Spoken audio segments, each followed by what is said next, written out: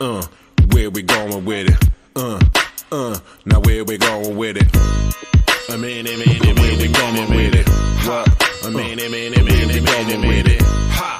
Yo, where we going with it? Ha! Where we going? Going back to Kemet, styling, profiling. It's been a long time. How many years? About 3,000. Man, we got to bring it back. The days and times of living is getting whack. I'm going back to Kemet, styling, profiling. It's been a long time. How many years? About 3,000. Man, we got to bring it back. The days and times of living is getting whack. I seen kingdoms come and I seen kingdoms fall. You can check it for yourself. You can read it on the wall like graffiti on the wall. Metal nets is what it's called. I taught y'all in the past. Now I'm back to teach you all how to elevate and repent from filthy ways. I know it's hard, but it feels good to fast for 30 days. I got y'all searching for the land that's across the burning sands, where the men turn into gods and the gods turn into men. The jewel of the Nile is in the motherland. Each one teach one, so go tell your brother, man. You're feeling down, then you got to snap back like a rubber band. Lord, going back to Kemet, styling, profiling. It's been a long time. How many years? About 3,000. Man, we got to bring it back. The days and times of living is getting whack. I'm going back to Kemet, styling, profiling. It's been a long time. How many years? About 3,000. Man, we got to bring it back. The days and times of living is getting whack. Hey. All the words I chant when I come forth by day. From the night, these sacred chapters I recite. Do my voodoo every day till I feel some things are right. Speaking in words of power, speakers get blown. Ancient tradition, deep in your bones. Ancient wisdom, speaking in poems. Melodies take you deep in the zone. I'm going back to Kemet, styling, profiling. It's been a long time. How many years? About 3,000. Man, we got to bring it back. The days and times of living is getting whack. I'm going back to Kemet, styling, profiling. It's been a long time. How many years? About 3,000. Man, we got to bring it back. The days and times of living is getting whack.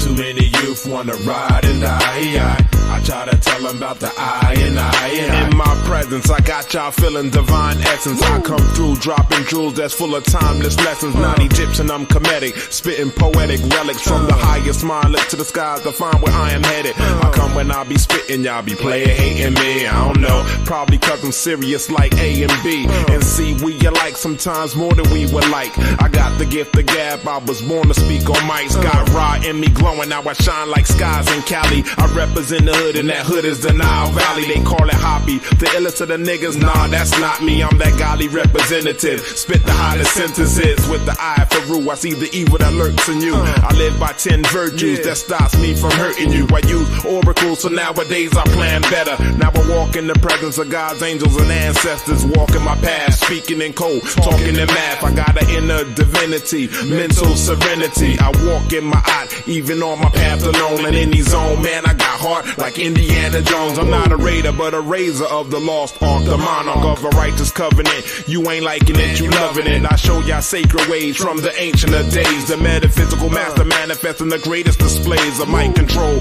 Connect the spirit, mind, and the soul. I rhyme with flows that opens up your mind so you grow like the trees, but of course not the kind that you smoke, but the kind that keeps you rooted in tradition. I bring it back like how it was in the beginning. Ladies and gentlemen, we are live. All right, family. Welcome to Paradigm Shift TV 314. This is your brother, DMG the Poet, a.k.a. Brother Pianki. Tonight, we got a special show for you with a special guest. And before we get into our spiel, y'all know I got to do my usual greeting.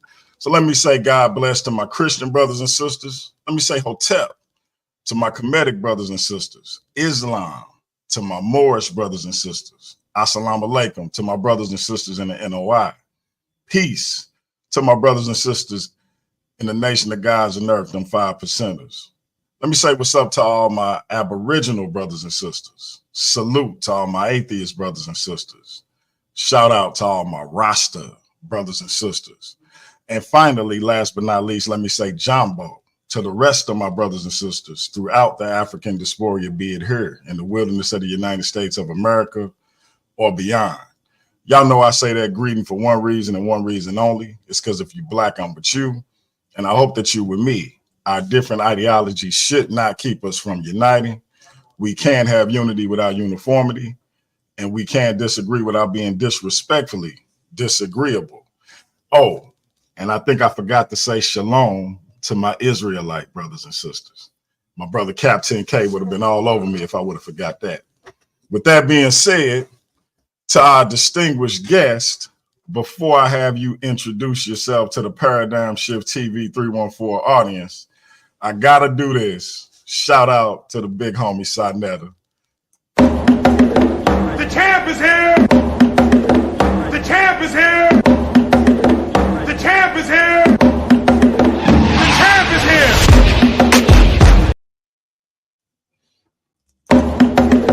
The champ is here!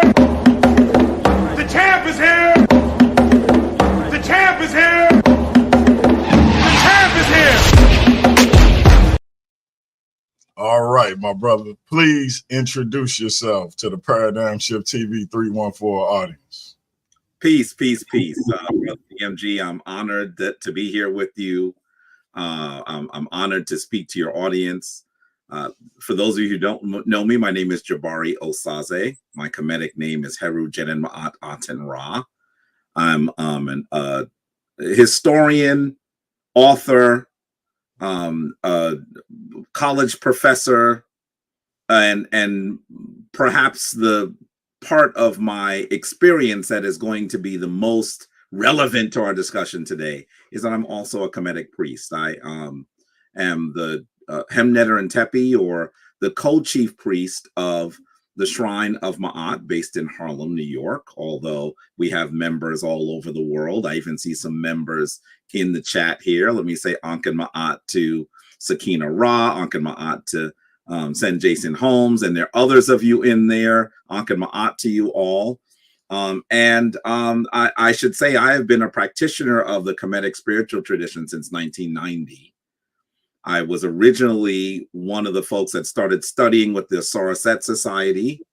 I was then initiated into the Shrine of Ptah in 1997, 1998, where I really became a more seasoned Kemetic spiritual practitioner. And then my wife and I, Dr. Anika Daniels Osaze, and I, Infraka Maat, founded the Shrine of Maat in 2010. So we've been doing this now for 13 years. And so I have been one of those folks that has been really connected to the history of African people on the continent and worldwide. And I have been honored enough to be able to take lots of people to Kemet for study tours, over 4,000 people, mostly with a group called the African Genesis Institute that is based out of Philadelphia. And so there are lots of things that I've done that I'm excited about.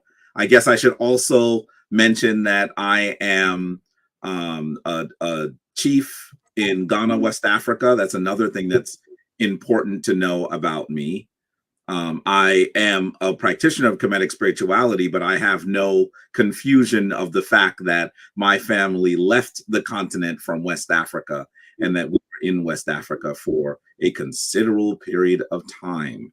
And so I am a West African who practices Kemetic spirituality. There's so much more I could say, but I'd love to be able to get in and chop it up.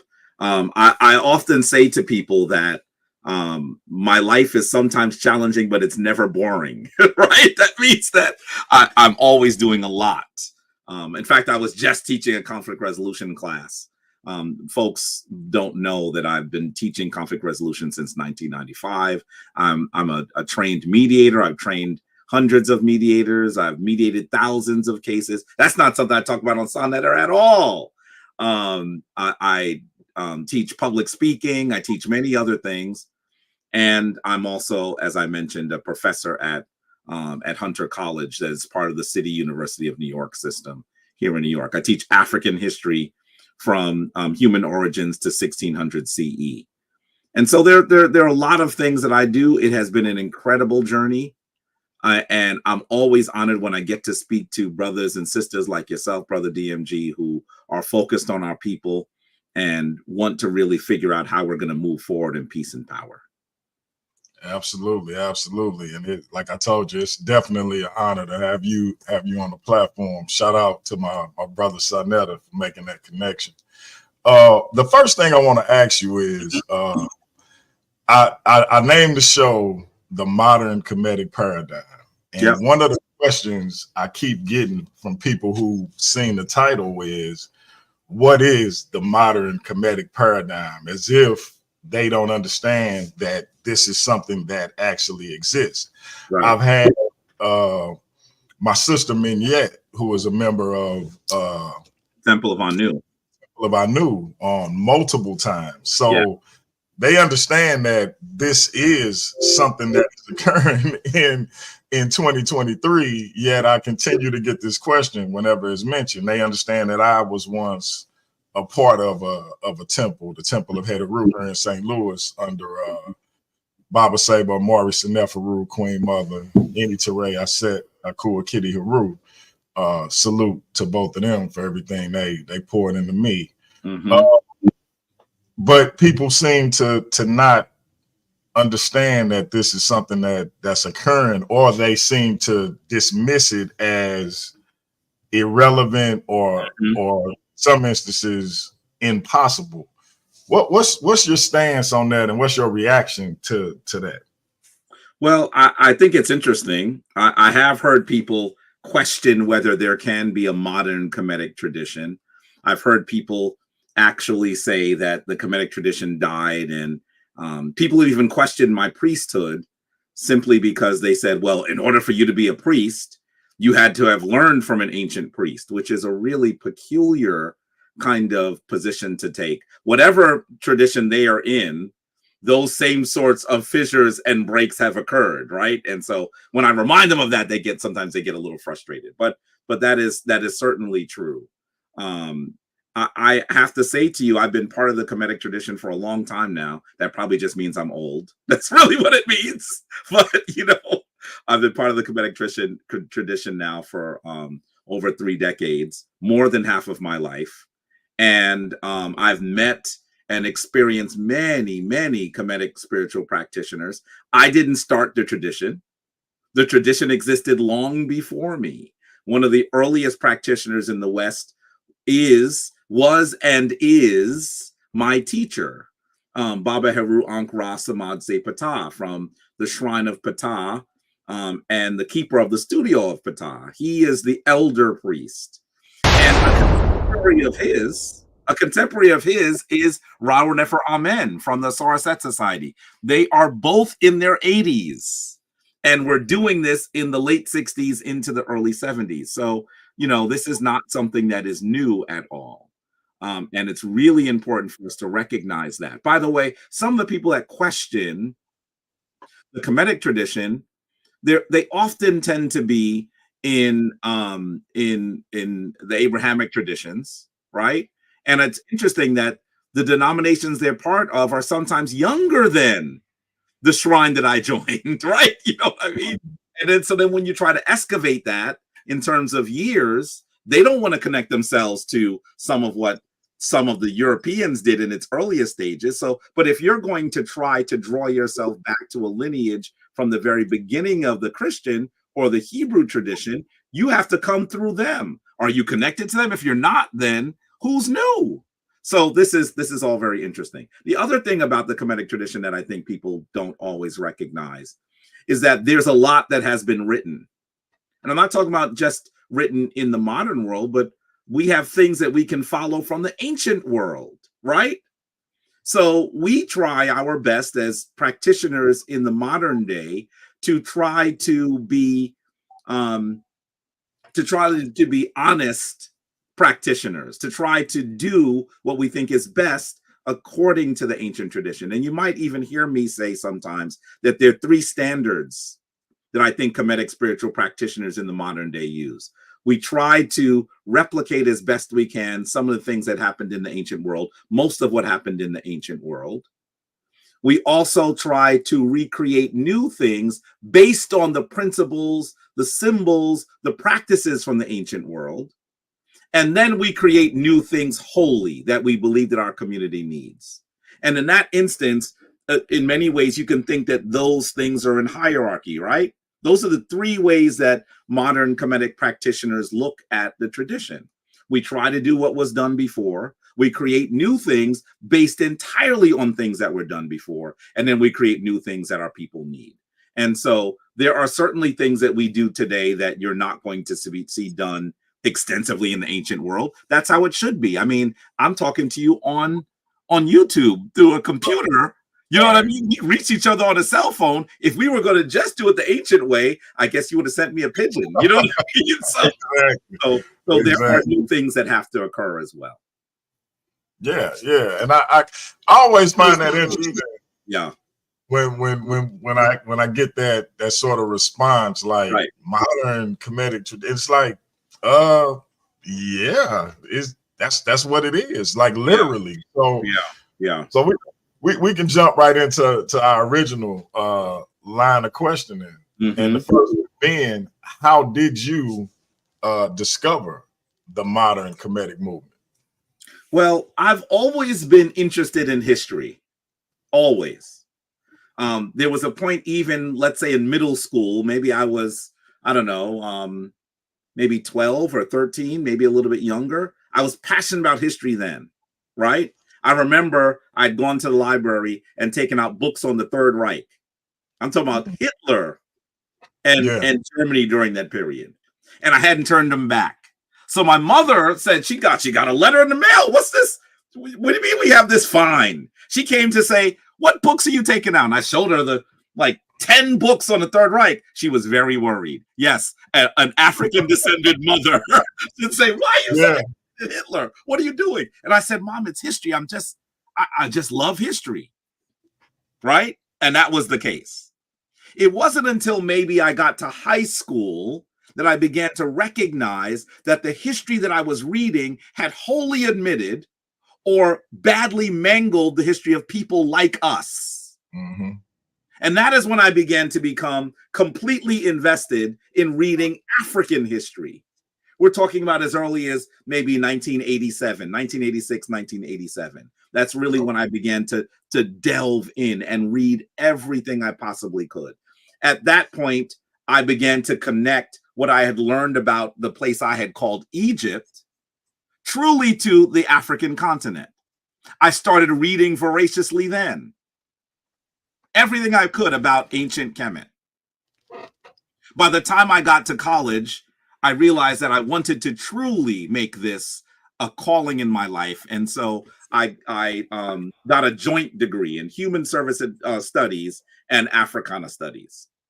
So that was when I really began to study with some of those incredible ancestor scholars now, like Dr. Yosef Ben Yakinen and Dr. John Henry Clark, and others who people are a little bit less familiar with, like Dr. James Turner, who has been extremely influential in my development and just passed 2 years ago. So really, I'm going to say to you that all of that was of critical importance to me. It really informed my understanding. It was at that point in 1990, as a freshman at Cornell University, that I said to my mother, I said, Mom, ancient Kemetic spirituality was the most important and influential spiritual tradition in the world.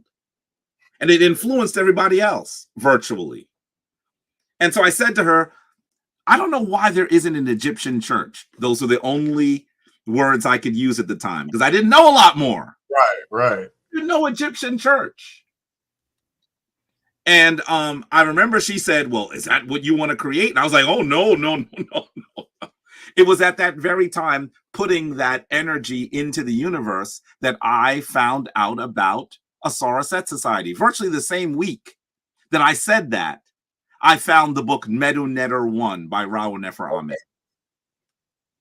Now, I was a poor student. I know some of y'all in the audience know exactly what I'm talking about. I literally, while still in classes, sold some of my books that I needed for those classes so I could purchase a bus ticket to return to New York City. Oh, wow. And here I am rolling around with my luggage, didn't go first to my family's home in Queens, went directly to a Somerset Society, which was currently on, I guess that's what, Atlantic Avenue in Brooklyn. I went directly there with my luggage, and I'm sure I was really annoying. I was opening doors, asking questions, everything. Brother DMG, I opened a door. Somebody was receiving a massage. Now, if you've ever received a massage, that's kind of a private thing, right? I remember opening the door like, what's happening here? Hi. Hi. I'm sure they were like, who is this kid? Could you please leave? I was that excited. What year in college was this? Yes, this was my freshman year in college. Oh, wow. And it was at that point that I clearly said, I am now part of the Kemetic tradition. I started studying everything I could, reading everything I could. When I graduated, even before I graduated, I would take classes with the Somerset Society. That was where I studied for 8 years. I graduated in 1994. I came back and was active at a Somerset Society. But then I heard about another shrine, a shrine called the Shrine of Ptah. And I'm going to say to you, the sister that told me about the shrine said, based on who you are, Jabari, I think you would really love the Shrine of Ptah. You should come and meet the chief priest and see if it's someplace you would like to be. And I said, I have no interest in that. I'm happy at a Somerset Society. She said, well, I'm coming. Why don't you come? You want to meet the rest of the Kemetic community? I said, I really do. So I went to that meeting, and maybe 45 minutes in, I said, this is where I'm supposed to be. Oh, man. The Somerset Society was the open door for me, but I'm supposed to be at the Shrine of Ptah. And so from there, I was initiated in the Shrine of Ptah. I became a priest in the Shrine of Ptah, and then opened up the Shrine of Maat in 2010. So that's the short, long story of how I come to the Kemetic tradition. I've always been passionate about history, became more passionate about the history of African people, and began to recognize that some of the things that we were not doing in the modern day, we were not doing because people who chose to commodify us, subjugate us, and then eventually tried to destroy us, removed us from our understanding of some of those traditions. And so that's how I got reconnected to ancient Kemet. I would call it reconnected in many ways. Got you. Yeah. And it's interesting that you talked about your love for history and how that kind of galvanized you and sort of pushed you forward, because I have a similar love for history. I talk to people all the time about how my uncle made me read the Bible every day after school and made me read every world book. And, if you come from one, I was raised by my grandmother. So she had one of those old 72 editions of the World Book Encyclopedia. Yeah. I had to read every single one. And so, you come across stuff in those books and it's like, who is Mussolini and who is Stalin? And you start picking up on that. So when you said you looked up the Third Reich, I remember looking into that myself, and my grandmother kind of like, what are you looking at this stuff? That's not for you. Exactly. Right. So, and it's kind of like, I know you're familiar with Frantz Fanon. Of course. And it's kind of like he says that we had an existential deviation, where as a result of the removal of language and culture of origin, the Black individual and the Black collective have had to simultaneously define and redefine identity, culture, and existence. That's right. And I think that's where a lot of these, the Aboriginal movement, the Israelite movement, the Moors, the Nation of Islam with the tribe of Shabazz, because we are exactly.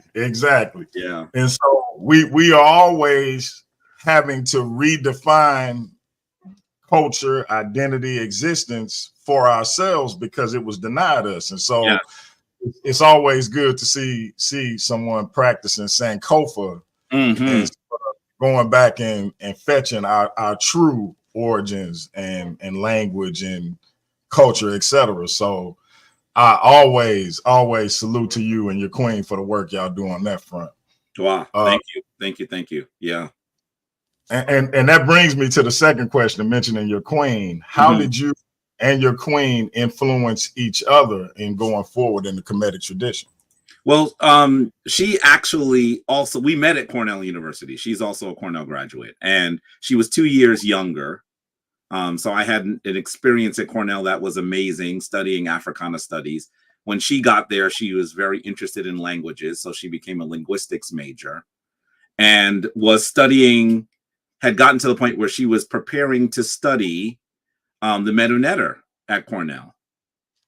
And so that was fascinating. That's what she ended up doing. And so we had a similar interest, and that similar interest came together for us to continue our study. We together have taken those large numbers of people to Kemet, have studied over the years, have created a spiritual institution based on our study and our practice. So clearly, this is one of those things that has been powerful. And her interest in the language is connected to my history in my interest in history, right? And so we're able to do both of those things, I think, well together. And so that's really been how the shrine has come about. Now, I think that sometimes people say to me, and I think that there's an interesting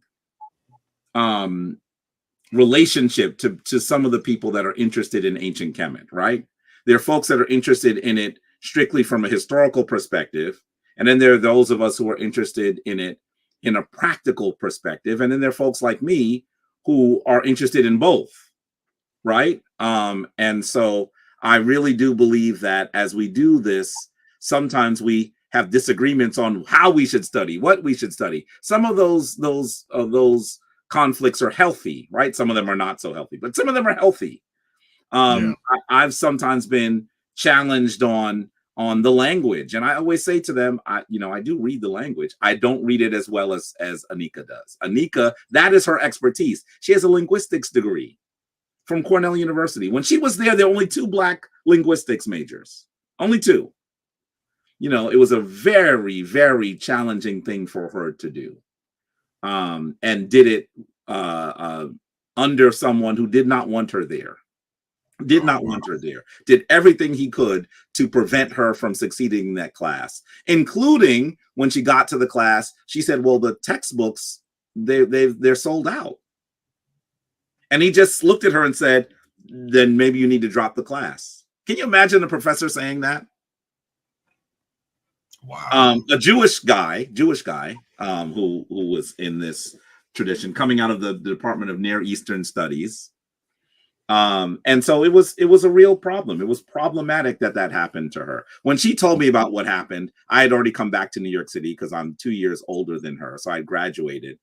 And I was talking to a brother on 125th Street about the audacity of this Jewish professor. Listen, I'm not a big drinker, right? So the book vendor was like my bartender. He's like, we're talking. I'm just spreading it. And then finally, after talking for about 20 or 30 minutes, he says, what book was it that she needed? I said it was, I think it was Middle Egyptian by Alan Gardner, whatever. He goes in the back of his van. He says, you mean this book? He has a manuscript version of the book. Wow. I bought that from him and ran to FedEx on 125th Street and sent it to her next day, so that the next time she was in class, the professor could look at her, and she had the book, and she had given it also to the other Black student. She learned the language under duress. Nice. Under duress. And then she spent all of these years re-Africanizing what she learned, because this dude was teaching her language, sure, but he was also attempting to disconnect Kemet from the continent of Africa and from African people. So we've really been on a mission for 3 decades to try 3 decades plus now to try to connect people to their history. And I have to say that while I'm a Kemetic priest, I teach African history, right? I think that the continent, we need to know more about the entire continent. I'm a Ghanaian priest. I'm a Khan priest. So all of a Khan chief. All of this is of critical importance and is really important. Yeah. Yeah. And I think if I may say, in your defense, I think people get the objective of why you go on Sinetta mixed up when they challenge you on the language. Because if they watch your channel, the Shrine of Maat, you speak the language all the time. I really do. Brother DMG all the time. And I so even tell people things and read it for them. But yeah, I've seen that. Reality. I've seen that multiple times with my own eyes. Yeah. But when you're on Sinetta, you're there to talk about history mostly. Yeah. And so I think they get the objective messed up sometimes. And it's like, I'm not here for you to critique my proficiency in the language. Right. I'm here to talk about history. That's right. Because, and that I think that's where the disconnect happens. The disconnect sort of happens. And part of the challenge is this: we have elevated people who read the language so much, and it's because it's so difficult to do, right? But I always tell them I speak English, but that doesn't mean I know the history of the English people. That doesn't mean I know British history or even American history. Just because you read the language doesn't mean that you understand the history. Right. So I think that we have given some of those folks a pass, assuming that they're doing something a little bit more than they may be doing. And so that is also a challenge that makes things uncomfortable. So, it's just everyone is jockeying for position. I would rather not jockey. I really want to be able to work with people, but Sinetta has also elevated me in many ways and talks about me as a Floyd Mayweather and all this other stuff. So it puts a target on my back. You know what I mean? People want to take me out for whatever reason. For whatever reason, they want to take me out. So it's just it comes with the territory. So yeah, like I tell him, heavy is the head that wears the crown. That wears the crown. So that's right. And that's, I think what you said though about the dichotomy between those who look at the Kemetic tradition from the practical sense and from the historical sense, that's something I would always try to explain, because I always looked at it from the historical sense with a healthy interest in the spiritual elements in terms of the mythology, right? But not honing in on that per se, but being able to extract certain things from it, life lesson wise. Yeah, where other people in my circle would focus heavily on the spiritual side, and there was a little bit of a clash, healthy sometimes, but then sometimes it would kind of, it was difficult sometimes. Absolutely. Yeah. So I know exactly what you mean. And it exists, and we try in the Shrine of Maat to really deal with history and practice. And I'm going to tell you that sometimes Shrine members think I do too much history, and sometimes Shrine members think we do too much practice. And I always think that means we're getting it right? Because we try to do both. I think if you're trying to reclaim something, you have to know what you're reclaiming. And so that's part of what we do. And so that's where some of that tension comes from. Absolutely. Yeah. So, and my third question then, and you spoke a little bit about this earlier, what was your relationship like with Dr. Ben and Dr. Clark? I admired them when I found out about them when I was a high school student, right? I had heard both Dr. Ben and Dr. Clark speak. I believe I must have seen them at First World, although this is a long time ago now. It could have been also at what New York calls a slave theater. It could have been at either of those places. But I actually, going to Cornell, realized that I would now have greater access to them. At least that's what I thought. What I did not realize is that they had both retired. They were both retired. And so as a young, 18-year-old kid, I remember the first week I was on campus, I run up to Africana Studies where they were professors, and I said to one of the older students, probably a grad student at the time, "Can you take me to Dr. Ben's office, Dr. Clark's office?" He said, "Sure." He takes me to one office. He said, "This is Dr. Clark's office. There's nothing in the room. There's no books. So I said, what happened?" He said, "He's a professor emeritus." I'm a kid from the hood. I'm 18. I don't know what emeritus is. I said, "I don't understand." He said, "Oh, you don't know that emeritus means retired." I did not know that. So what we then had to do, I was also a radical student, an active student. We had to bring them back and forth to campus to instruct us. And that is what I did. I was one of those students that would bring them back and forth, and they would give us assignments and stuff to read. And then, we would do that work, and they'd come back up and instruct us. So I developed a close relationship with them both and other professors as I got my degree in Africana Studies. And they were really foundational in so much of what I learned and what I would later do. There are others that were foundational that people don't know. Professor Ohadike, Ayele Bakari, James Turner, Robert Harris, William Cross. These people were giants in the field of Africana Studies, but less known. James Turner is the one, he was the first director of Africana Studies. You should know that Africana Studies was one of those things that Black students at Cornell fought for. They literally took over a building and demanded it. And when it was created, it was beautiful and wonderful, had a wonderful building. And we now know that white folks burnt the building down. People don't know this story. They burned the building down on Cornell's campus. Arson, racist arson. And so we actually had another space, and that became important for Africana Studies. But sometimes today, when people look to argue with me online, sometimes on Sonnet, they'll say, "You got this degree from a white institution, you. And it's so funny because my degree is in Africana Studies, and certainly that was not something that was given easily. We had to fight the university to get this degree from Black folk in an institution run and controlled by Black folk, by people of African descent. It was serious. It was really serious. And being a radical student, they didn't see me as their ally, the institution proper. I was expelled from Cornell. Expelled. I got a letter without a number, without a proper letterhead, without an address saying, "You've been expelled, don't come back." Wow. And so I had to go back there and fight for my degree, and that's what I did.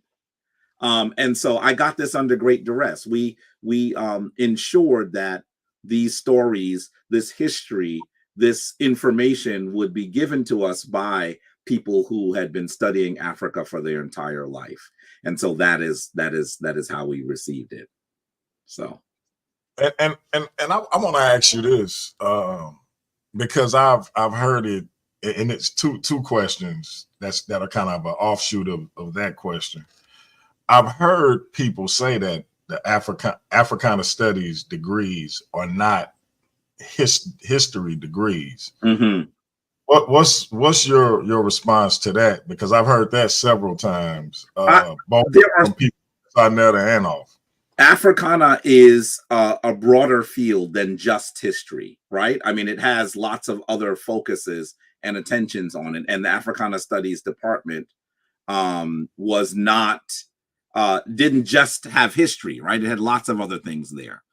But I want to be really clear that Africana, the term Africana was created simply to say that we were studying the continent of Africa and the people that are no longer in the continent of Africa, their cultures and their histories outside. You could even say that it's African and African diasporan studies, right?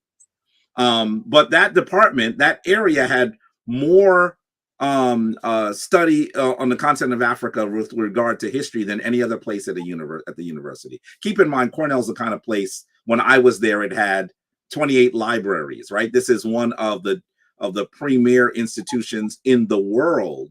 But Africana studies is where you would learn African studies, African American studies, Afro-Caribbean studies, all of that. History, it was all history. And so, sure, it's more than a history degree, but my focus was on history. And of course, that's where Dr. Ben taught. That's where Dr. Clark taught. What were they teaching? So sometimes people say that, but people say sometimes ridiculous things about things that they don't know about. And that's part of my challenge sometimes. I always go, well, how did you receive your information? You're making a critique, but do you actually know anything about what you're critiquing? And that's a real issue. If they're not clear about Africana Studies being history, UPenn has an Africana Studies department, right? Go find out what they're teaching. There are Africana Studies departments around the country and around the world. Do those folks with Africana Studies degree then go teach in African Studies and African Diaspora Studies? Yes, they do.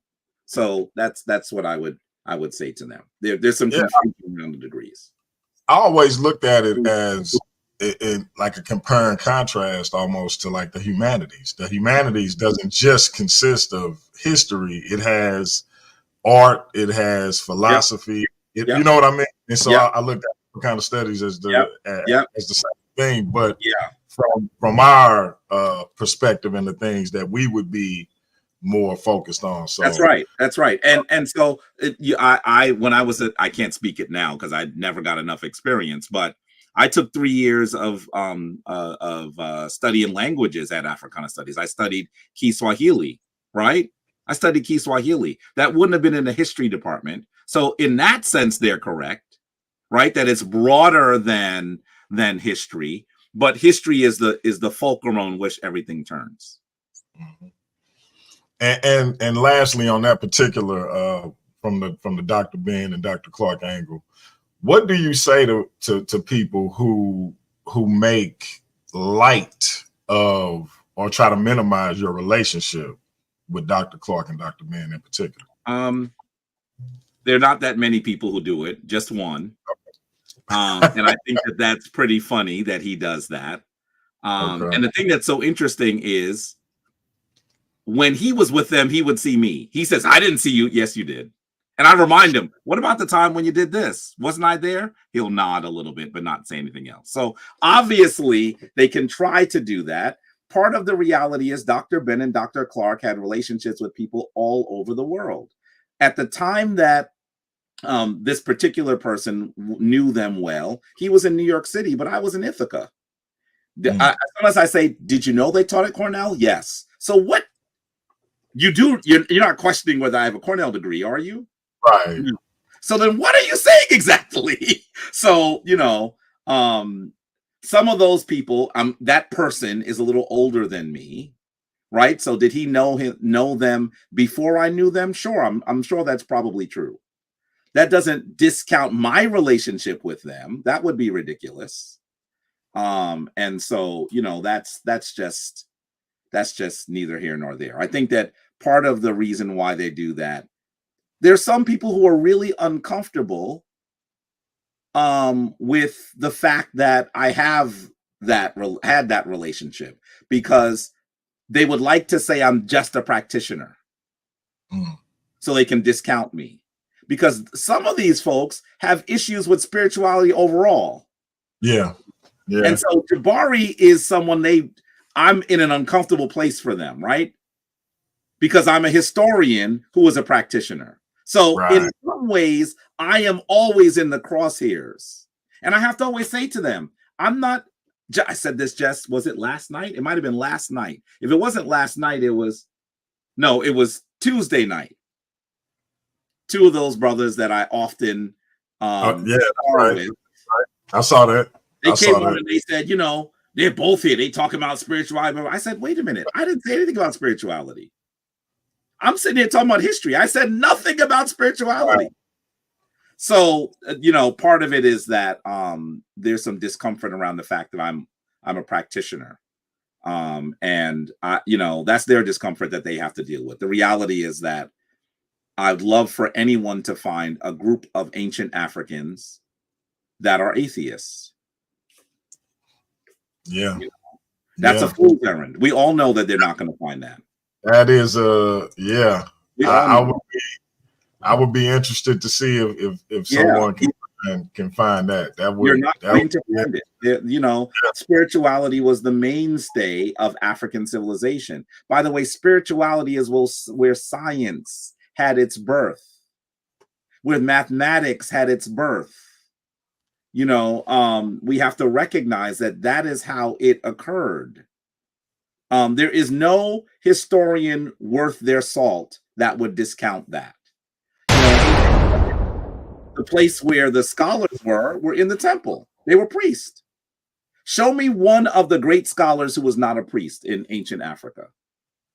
So, you know, that's the challenge. And so because I can do that, they get angry with me. And let's not even talk about the fact that some of these folks are talking about things. Sometimes I just say, have you ever been to that place? Oh boy, do they get angry. Oh man, do they get angry. Because they, you know, they sit here and they read, and that's wonderful. But I read and I do study tours. I've been to the place you're talking about and studied there. So how are you telling me about that? So listen, exactly. I never put up a bullseye on my back. So yeah, I've seen that. I've seen that. Yeah. And if I wasn't strong enough to take it, then we would not be having this conversation.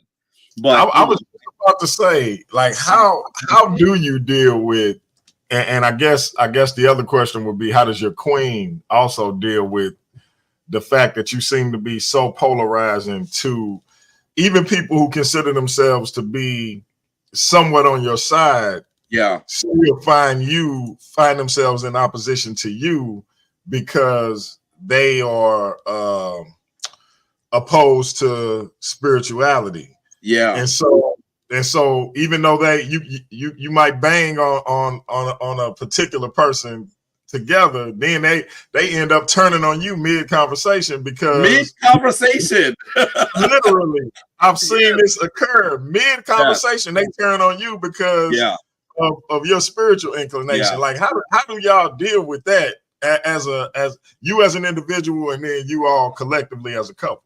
I think that she is a lot less tolerant of it than anyone would actually know. You don't want her to talk about it. I am much more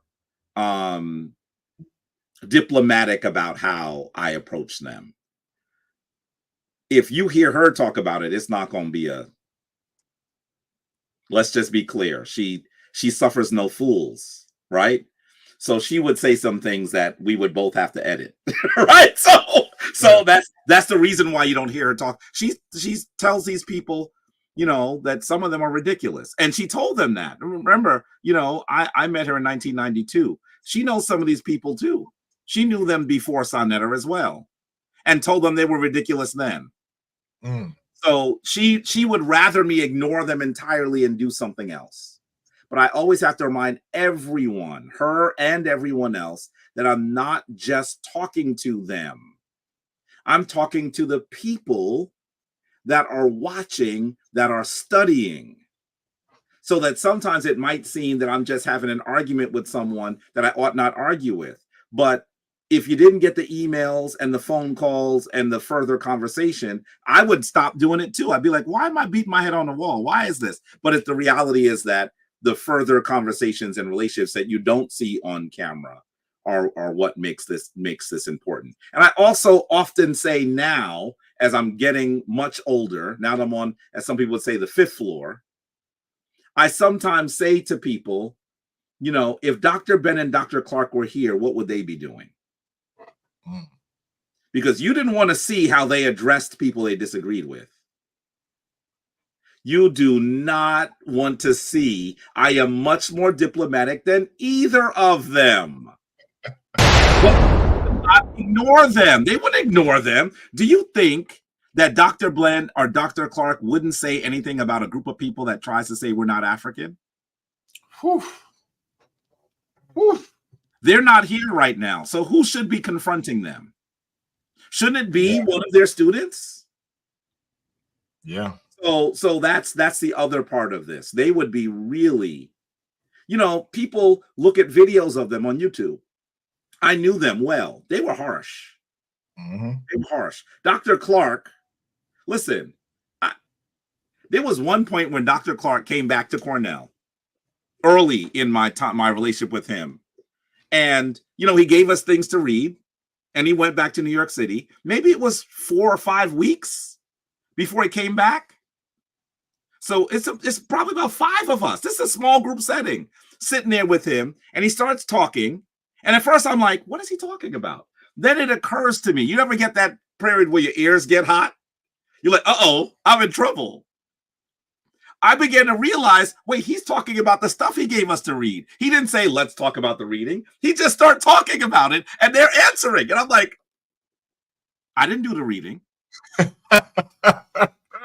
So he gets to me, and he asks a question. And my answer is essentially, blackness is black, blackness is beautiful, blackness is wonderful, blackness is black. Alan Payne from TV4. He stops me halfway and says, wait. Did you do the reading? And I said, no, Dr. Clark, I was so busy with my classes, blah, blah, blah. He said, so wait, did you think that you could sit in this room without doing reading? He said, say nothing else. Do you know how embarrassing it is to be told essentially, articulately, to shut up for the rest of the time you're sitting there? They were harsh. Yeah. And he said, well, what were you saying? I said, Dr. Clark, my opinion. He said, you have to earn an opinion. You have to earn an opinion. They were harsh. Yeah. They were harsh. They weren't just polite to people just because. I gotta read this. To live up to. Absolutely. I gotta read this. This is my first cousin, but we more like brothers. So he said, I just woke up and got on the channel to see Brother Jabari. I haven't heard anything he said yet, but I agree. I gotta drop a bomb for my brother. He and I share that sentiment. But yeah, like I say, we've been watching you for a long time. Yeah. But and in that same token, this brings us to our fourth question. What is your response when people say we came from West Africa? Why should we care about ancient Kemet? I hear that a lot. And there's several things that I say. Sometimes I say to them, you're talking to a West African chief. So you have a philosophical position.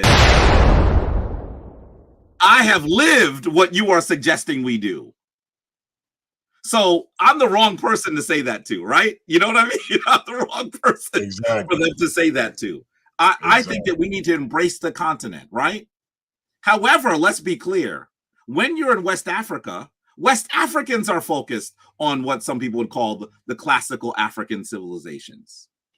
Just as, and I say this sometimes, you might have heard me say this, when you go to a post office or a bank in the United States, they look like Greco-Roman temples. Absolutely.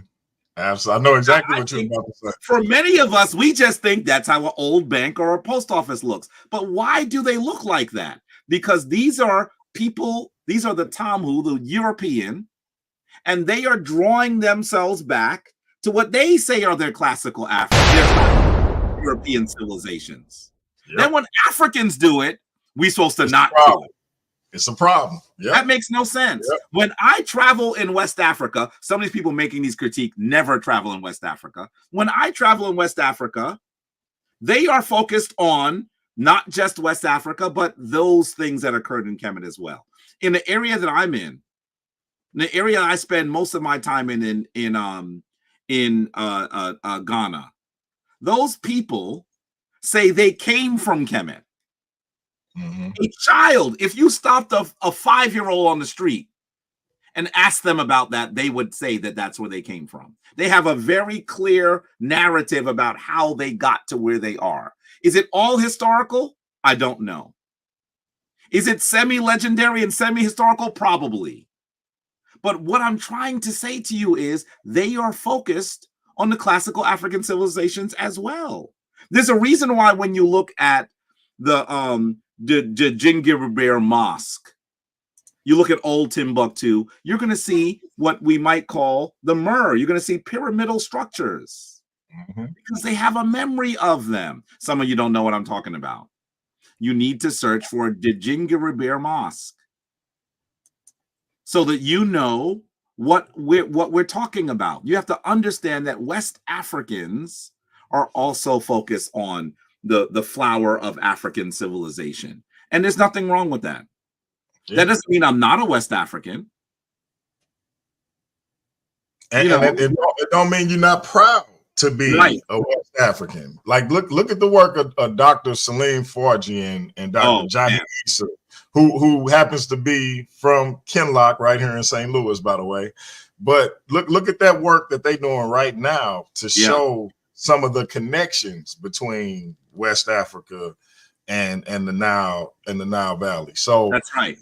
You know, that's and again, I'm not saying that it's a 1-for-1, but I just think that just to dismiss it would be a mistake. And so I'm always kind of curious as to when people say why I used to always get this question, why are you studying Kemet and you come from West Africa? Those are not your people.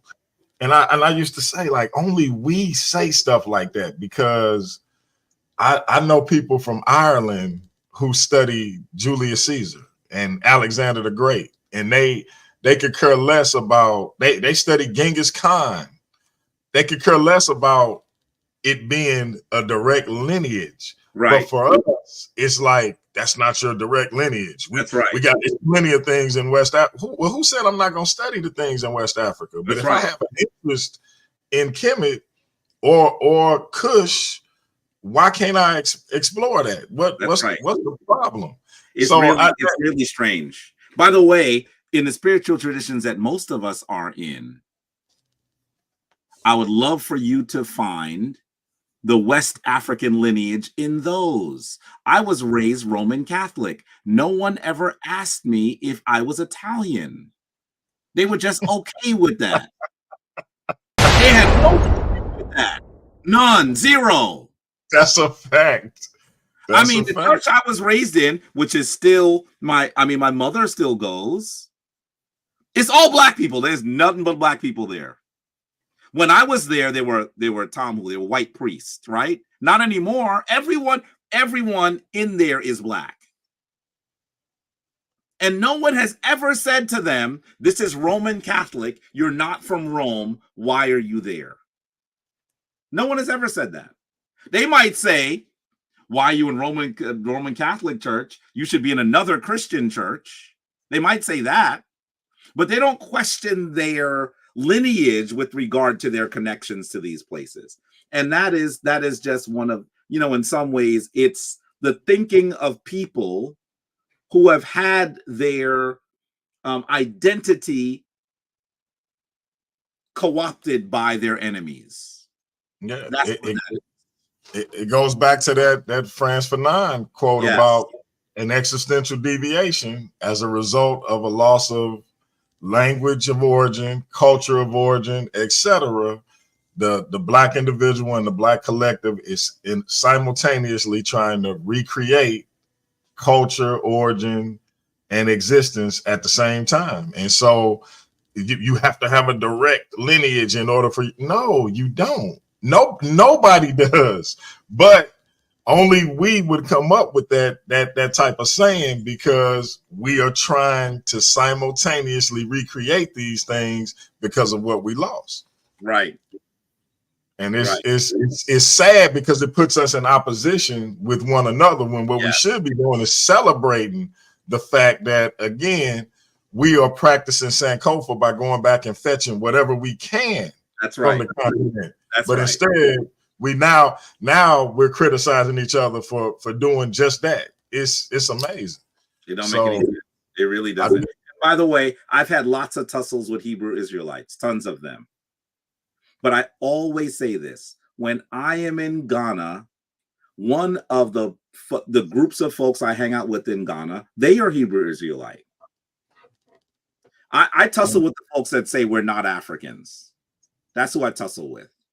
But there are large Hebrew Israelite communities there in West Africa. They're very comfortable being in Africa. In fact, one of my good friends who is the highest ranking Hebrew Israelite in Ghana. If I say his name, he's going to tell me off. Because he said, please don't get people arguing with me about that stupidness. I watch your videos, Jabari. Please, I just have no energy for their stupidity. He just got citizenship.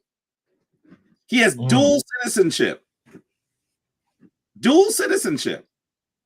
Nice. So those folks, there's no.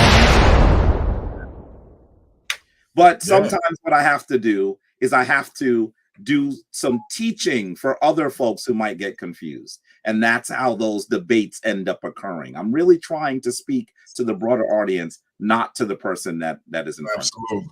And it's, I know it can get tedious, but it really is necessary, because I was born in 1976. I just turned 47 last Saturday. Wow. Happy solar return, brother. I appreciate it.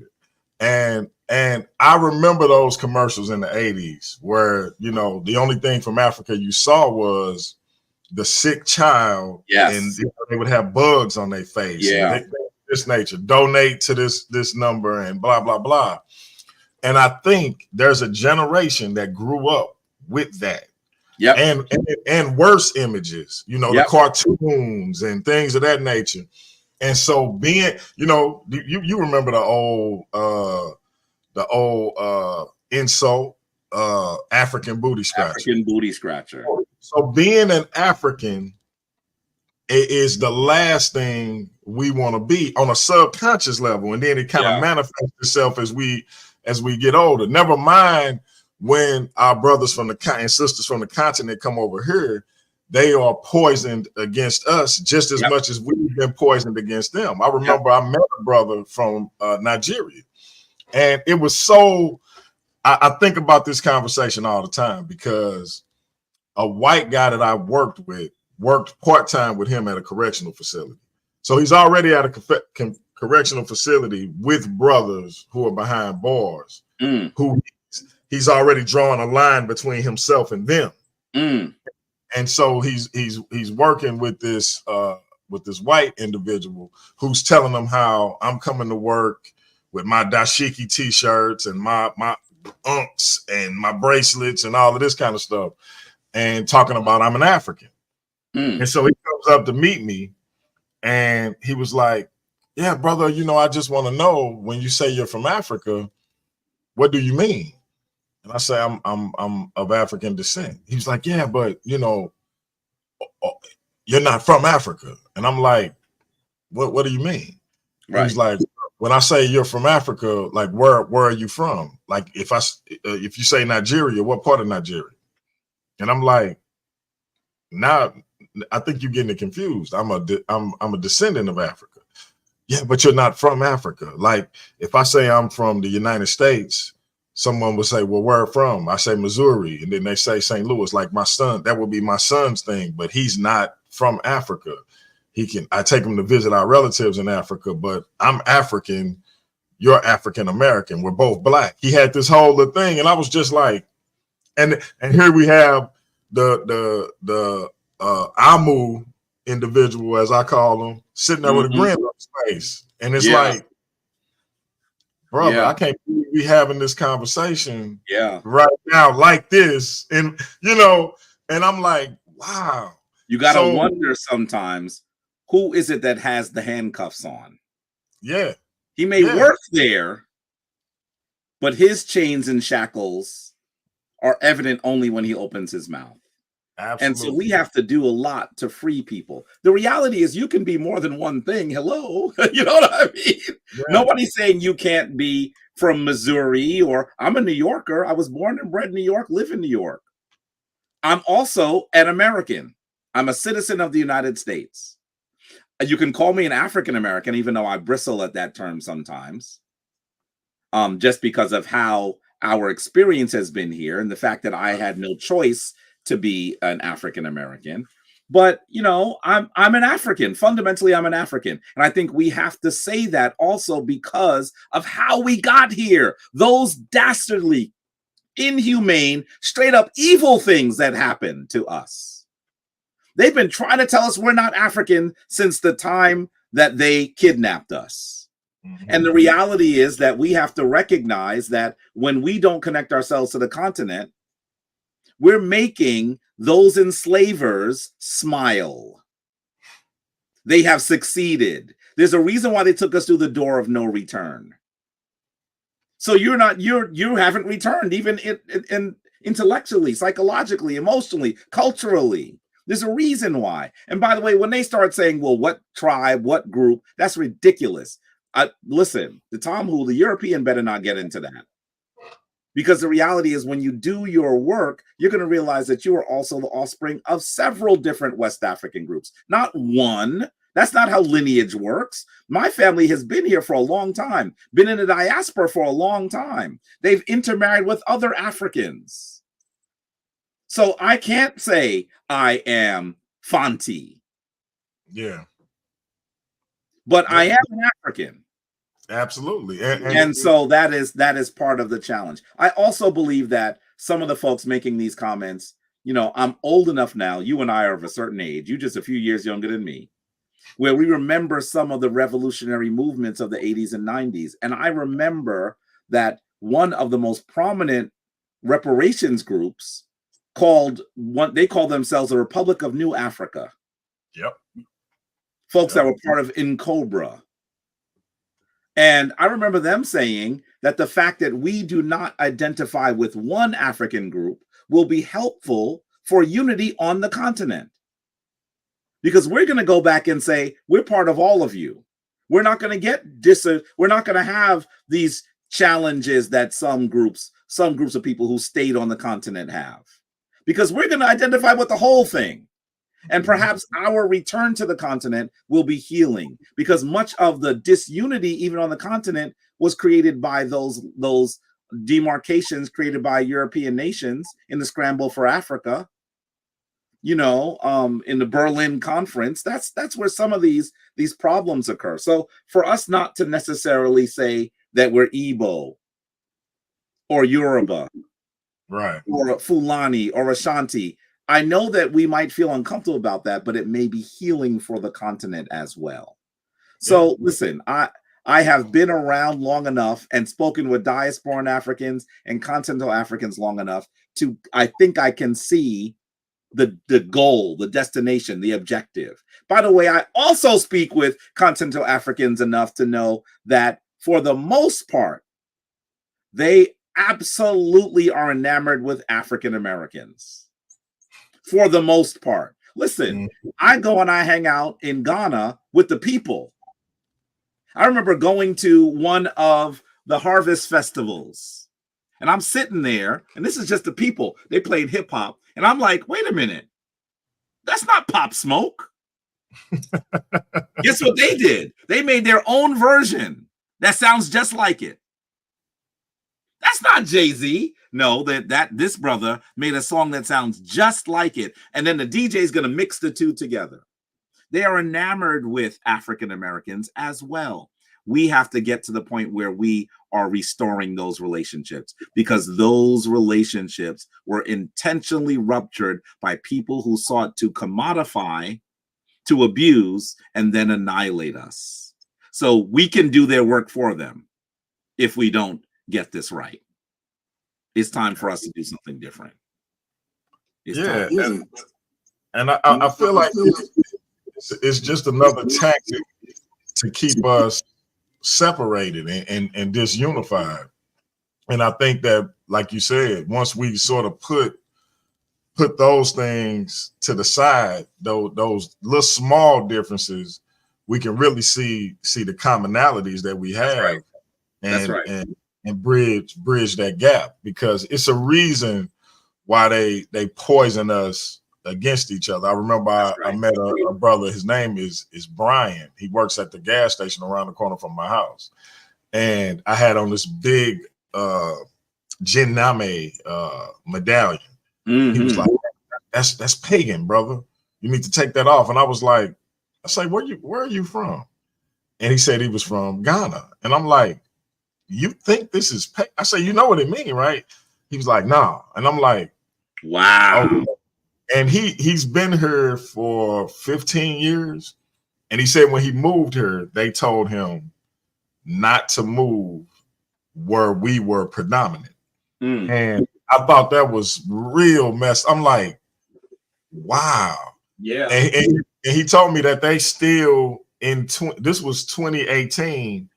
He had just seen they had just started watching movies like Boys in the Hood and Minister Society. Yep. There you go. Yeah. I just figured I'd put it on the screen so people recognize that this is the Dinyame. Right. Absolutely. Right. And they had just started watching those movies in 2018 as if they were, newly out. And he was like, those are the type of images that they see of us. And so when they tell them not to move where we are centralized, that's part of the propaganda and the rhetoric that we face with it. And it's like, man, so it really is a divide and conquer strategy, because we really do outnumber our adversaries if we were to come together in total.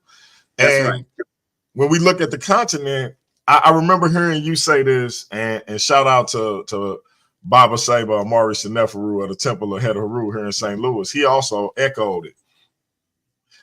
Africa is the only continent that could close its doors in perpetuity and not have to trade with any other continent. That's right. And fully operational. And we have been tricked into not wanting to have anything to do with it. Yeah. And when you think about that, that is profound for people who descend from a place of that magnitude to not want to have anything to do with it. I sometimes say to people, imagine if you found out that the wealthiest people in your environment are living in this immaculate, this wonderful mansion that has everything they could possibly want. And then you find out that it was once your grandfather's. I mean, don't you think you would want to go in and make it as yours? Yeah. See, the problem is some of us actually go to that space and we're going to continue to run from it because we don't recognize exactly what was taken. There's some really good, in terms of books, for those of you who want to know more about this, an excellent book that's relatively recent, How the West Came to Rule. How the West Came to Rule. In many ways, it can be compared to that magnificent fundamental book, the Underdevelopment of Africa, right? By Walter Rodney. I'm not going to spend time grabbing the books off the shelf, but both of them are here, right?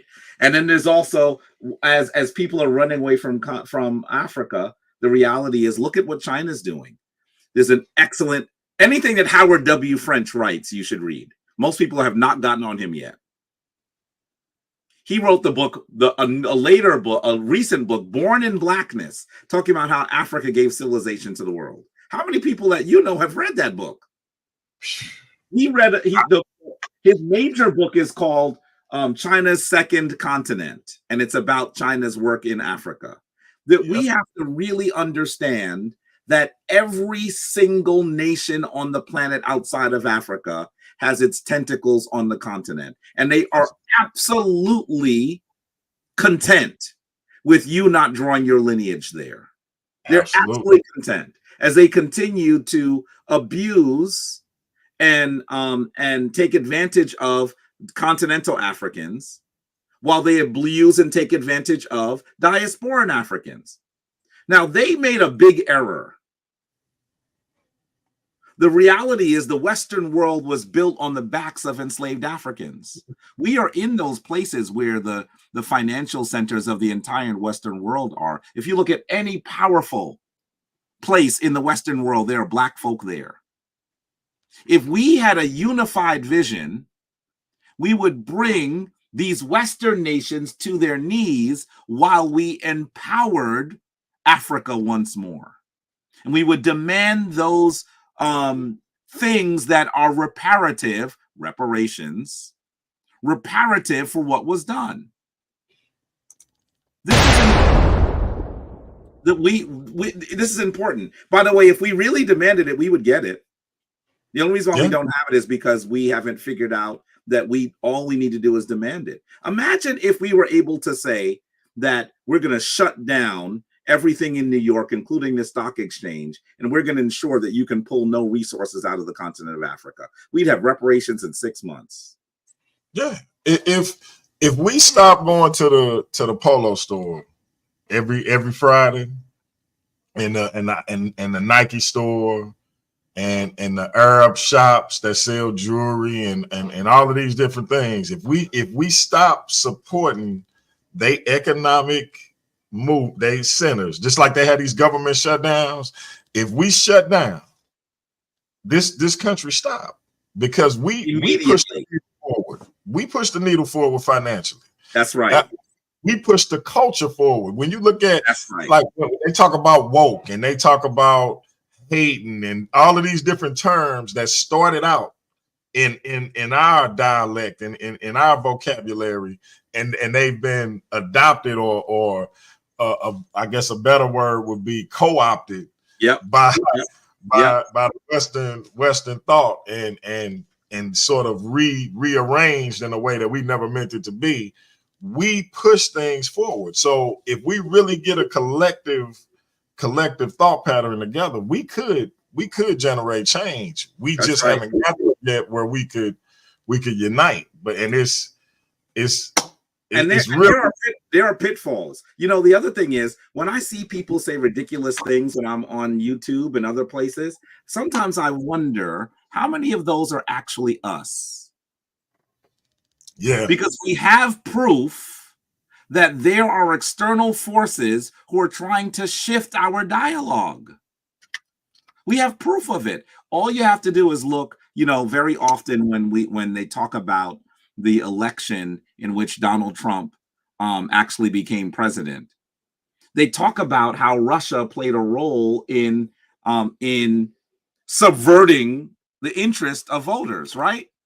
But one of the things that we don't talk about that we ought to is the fact that their major strategy was to use Black people to do it. Mm-hmm. They created fake Black folks to tell us things so that they could use us. The term would be UIs. That's the term in intelligence, useful idiots. That's what they did. And it really struck home, because when the United States Senate did their report on these fake Black folks they created, almost no one, I keep begging people to look at the report and to look at the fake places, because guess who retweeted one of them? Me. They were very successful. Very successful. We have to be aware that it's not just us who are confused. There are people who are seeking to continue to commodify us that are in the midst doing the confusion. And so we have to do a lot of work in order to really get to the point where we are able to unify on a level that we are truly able to come up with a strategy that works for us all. And you said something earlier. You said unity without uniformity. We don't have to agree on everything, but we should agree on some things. Absolutely. And if we agree on some really important things, we would actually be able to move the entire needle of the world. We would become the global superpower that we once were. Africans were the global superpower longer than any other people on the planet. Don't get it twisted. These last 500 years have been really rough, but we need to recognize that this is but a blip in the history of the African. I think people forget that, and this is why I scoff at people who just say, "Who cares about Kemet?"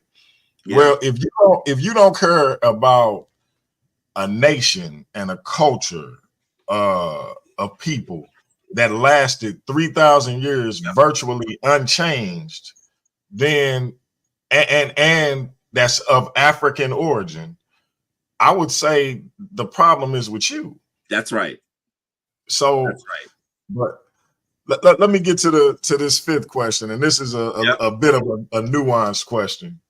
How do you feel about the confusion between the overall conscious community and the Kemetic community? For example, the NOI, Moors, Israelites, and 5%ers are all considered to be a part of the conscious community by some or most instances. Mm-hmm. As a result, individuals like, I guess we could throw the Nuwapians in there as well. Yep. As a result, individuals like Young Pharaoh and Sarah Sutan Seti, amongst others, are considered to be Kemetic. And the reason I ask that is that always, when I see people put them amongst Kemetic and count them as Kemetic practitioners, it always get under my skin. Me and my sister Minyette, shout out to her. We done a couple of shows now where we kind of like, hey, no, they are not Kemetic practitioners. Right. How do you feel about the confusion with that aspect of the conscious community and the Kemetic community? I think that it's our fault as Kemetic spirituality practitioners. It's our fault. And I am one of the few practitioners that says it. I'm going to tell you, Brother DMG, that the folks that see me debating and speaking in the Kemetic community, there was a point where they said, stop. They literally came to me and said, why are you debating? That's not what we do. That's not what we do. Ignore those people. And I did a major presentation at the Temple of Anu, by the way, for their celebration, their annual celebration we call the Guardians of the Ankh. And my point was, just because you don't recognize it doesn't mean you're not under attack. The Kemetic community has been comfortable being very insular. There's just a few people. We practice, we're quiet. We don't want to tell anybody what we're doing. We don't want to announce our stuff to the public. When you walk past most Kemetic shrines in New York, and most of the shrines had their origin here in this area, in this city, you wouldn't even know they were there. You just walk past. The Kemetic community is insular, and we ought not be. When Anika and I decided we were going to do Kemetic Ascension, our bi-weekly services online, practitioners asked us to stop. They said, don't do it online. Just do it in your shrine. And I said, you have to recognize there is a global audience of people who are waiting for us to emerge. And it happened because I got an email from someone. The English was terrible. I was like, who wrote this? And then I realized that the person was a person of African descent in Denmark. And he was asking us, he had been watching Kemetic Legacy Today, and now he realized that the shrine was open that we were talking about. And he said, can you please do some things online? And we said, we won't do that. And I remember him sending me an email back saying, I'm so disappointed because there's no one here like me. And it occurred to me that we were being selfish and in some ways xenophobic, and we weren't recognizing that so much of the Kemetic movement has occurred in New York. So what, if you don't live in New York, you shouldn't be part of the Kemetic movement? There aren't many shrines outside of New York. Most of them are in New York. You got St. Louis, you got one in Cleveland, there's some now, but most of the movement started here. Dr. Ben was here. Dr. Clark was here. Even the great teachers on Kemet were here.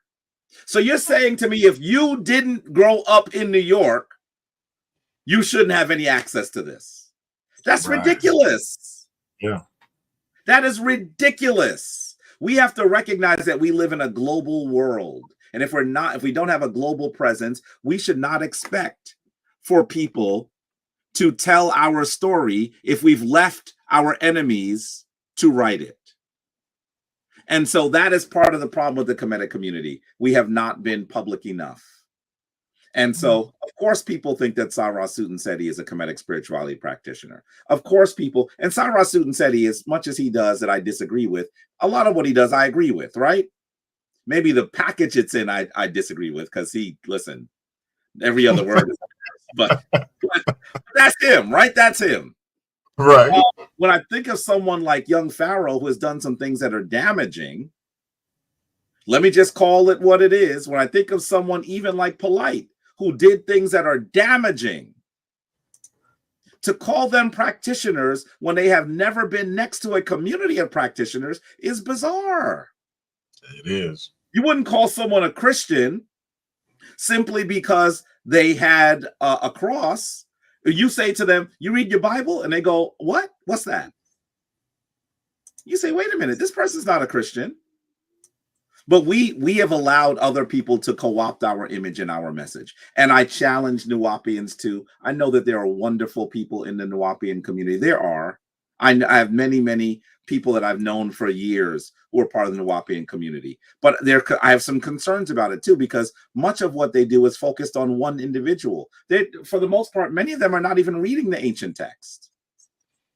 How could they be Kemetic if they're not reading and learning from the ancient text? So we have a lot of work to do.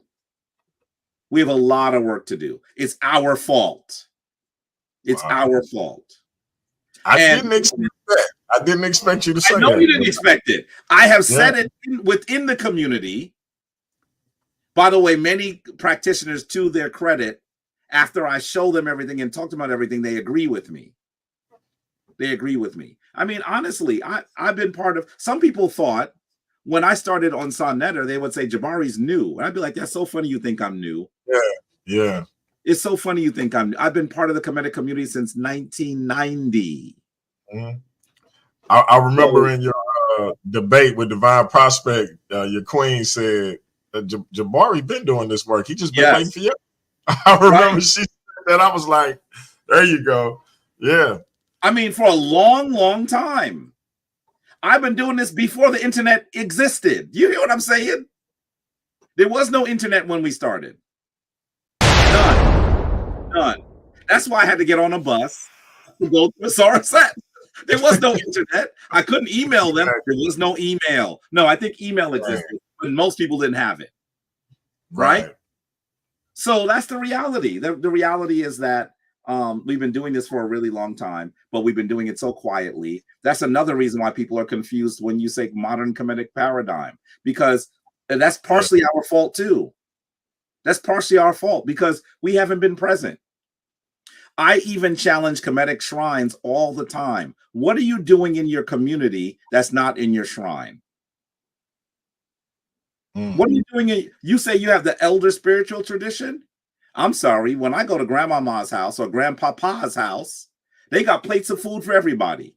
They got healing for everyone in their family and otherwise. If you're the elder tradition, where is your presence in after-school programs, in senior programs, in medical programs, in clinics, in education? You are, and the reason why people are confused about who you are is because you must be confused about who you are. So I often say that loving critique. I've been part of Kemetic shrines for a long time. It's a loving critique, but it's still a critique. We have to do more. We got to do more. We got to do more. So we built the Shrine of Maat to be a public shrine. That was our goal, is that we were going to be public.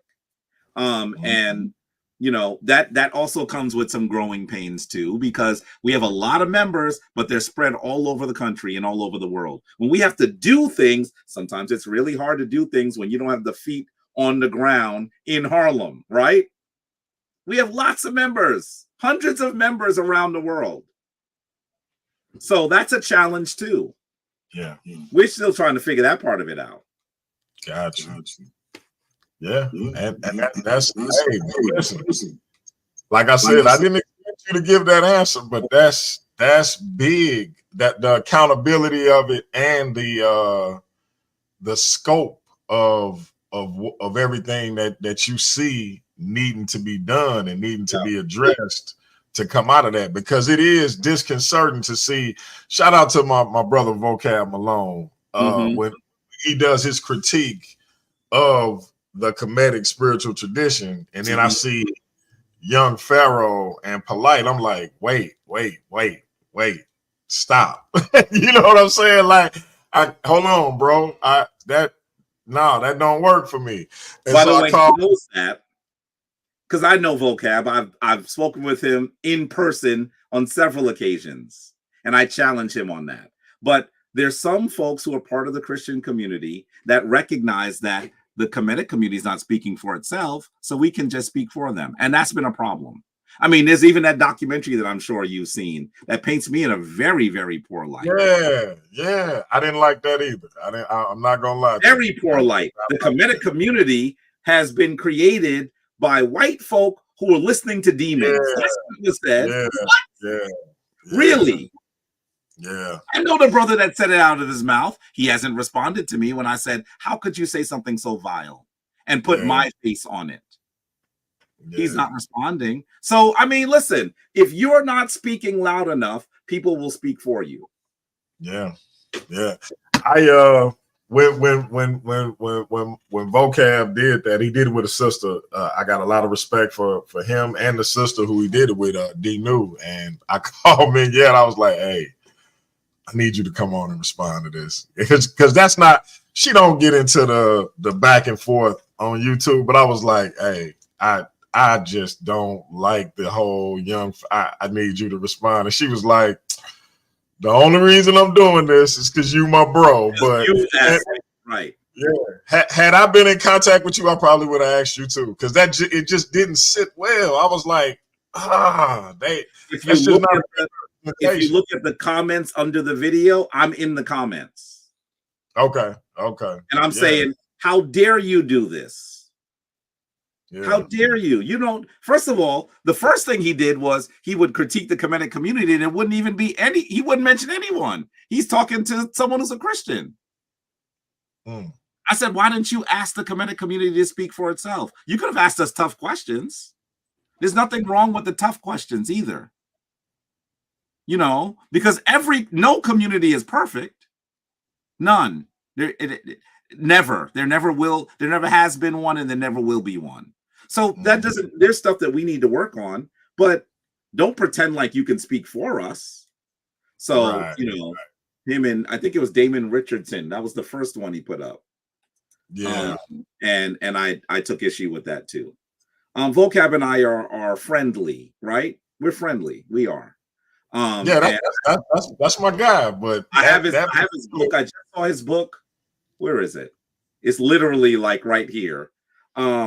We're friendly, but we also know that there's stuff we disagree on, and we would hope that we'd be able to have those conversations respectfully. So sometimes when we have our conversations and it doesn't go well, he just goes into hyperbole. That's the other thing he does that I think is funny.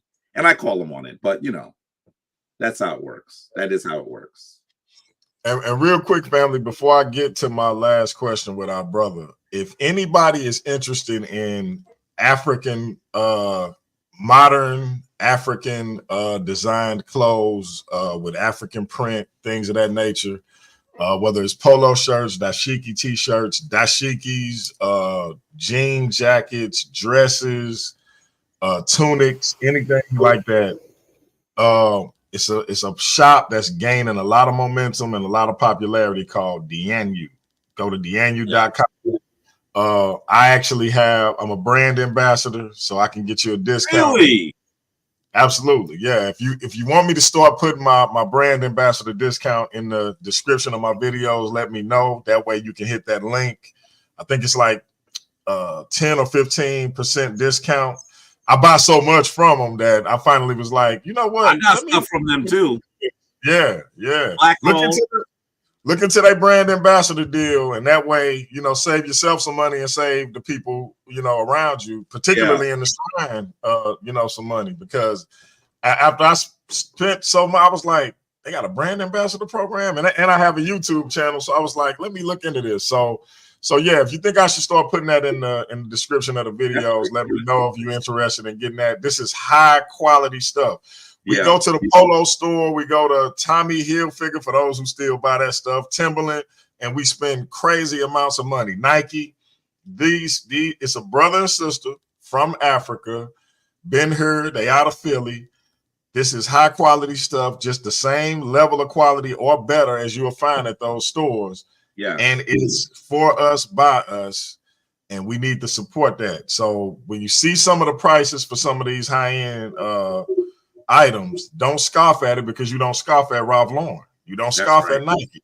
So support this brother and sister in what they're doing, and they employing Black people. All of their models are Black people. So this is really good product. I'm gonna put the link to their website in the chat. And like I said, if you want me to start putting my brand ambassador link in the description of the videos, I'll start doing that for you. One of the things I love about their store, because they're on the East Coast, they're in a place that in the United States, so they know what winter is like. They have African print sweaters. Absolutely. That's how I first got onto them. I was like, a sweater that has a print like mud cloth. Yep. Quality materials. You know, I just so much of the stuff I get. Yeah, you know, I happen to see them on Facebook. Go ahead. I'm sorry. There's a little delay there for a second. Oh, go ahead. Oh, no, go ahead, bro.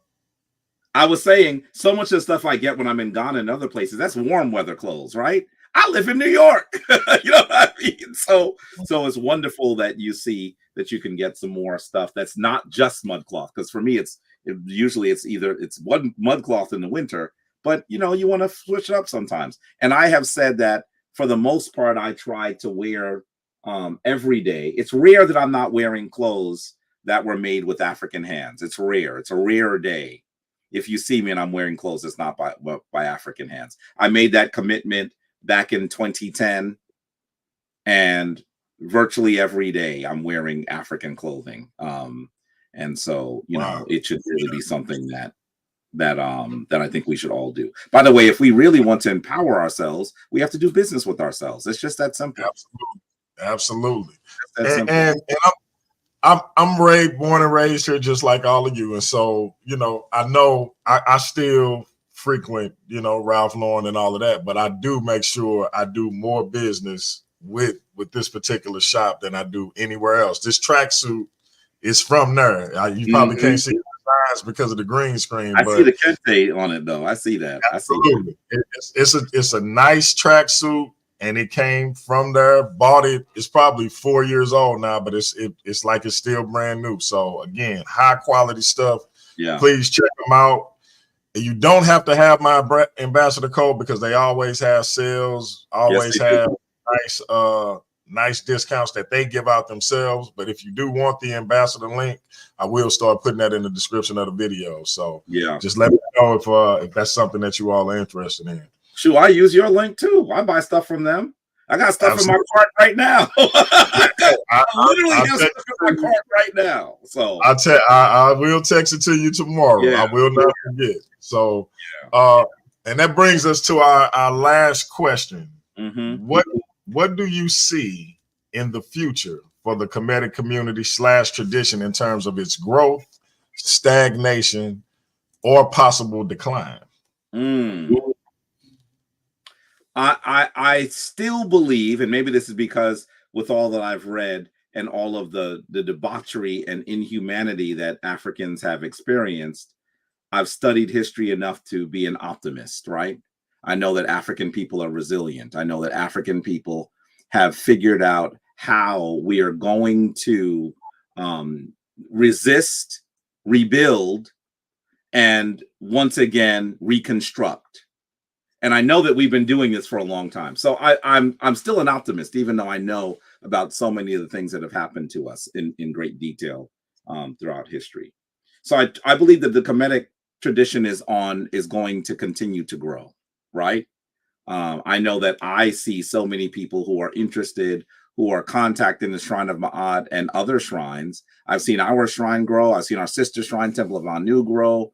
So I believe that we're still on an upsurge, but I'm also very concerned because there have been some elements in our community that have gotten more play that are anti-African, right?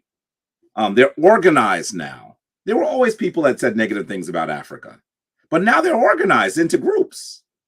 They're not just the stupid person with the 40 on the corner that said something foolish, and they're going to figure it out later, right? They are organized now. That is a problem. And so I'm concerned about that. I'm also concerned that as we are experiencing those things, we have to recognize, I'm going to say this again, there are state actors that are trying to misrepresent some of what we're doing. I can't say exactly who they are, but I know that if you look at what happened, by the way, when I mentioned what happened during the 2016 election, some of those fake cutouts were Kemetic. They were Kemetic. So they recognized that we had an interest in that, and they created fake Kemetic communities. One of them was called Nefertiti's Palace. Wow. And had some beautiful imagery. So I want you to know that we are up against more adversaries than we're even able to tell. I guarantee you, brother DMG, that they come into your chat. They're well aware of you, and they're trying to shift the conversation. You'll see some names you don't recognize saying ridiculous stuff. Who is that? You better believe it's not always black folks behind it. Some of the people that say the worst things on Sonnetter, when Sonnetter says, come in and speak, they will never speak. Why? Because they're not us. Yep. So we can't be confused about that. I'm concerned about that. I'm also concerned about the fact that there has been conflict between certain communities that are in the black community who are, and we're going at each other. We're still fighting with each other. And so that kind of stuff, that there's always been those sorts of tensions. I'm just concerned that because we're talking about international audiences, that once again those disagreements are no longer regional or local, they'll become larger. So the same thing that allows us to have these conversations across state boundaries and national boundaries and continental boundaries are the same things that will empower people who are combatants. And I'm concerned about that as well. So while I think the modern Kemetic community is growing and that there'll be much more that we're able to do, I'm also concerned. And finally, what about the atheist thread that is coming up in our community? What about that? I have no issue with atheists themselves, but I do think that some of the folks that are atheists, they just don't think that spirituality is something we should be involved in at all. I'm not talking about those folks who are not in a religion, but who are spiritual. I'm talking about people who are saying all spirituality, regardless of its origin or its efficacy, is something that should be discarded. I think that's another thing that we need to be aware of. Yes, they get mad when I say that, but you are religiously atheistic, because one of the definitions of religion is a pursuit of interest to which someone ascribes great importance. When you attack any spiritual tradition, Abrahamic or otherwise, African oriented or otherwise, you and you tout your atheism as the best path for your people and yourself, you have now made this a religion. I agree. And so that's problematic, because of the fact I'm a little bit better known in the Kemetic community. I get those barbs. I get the barbs from everybody.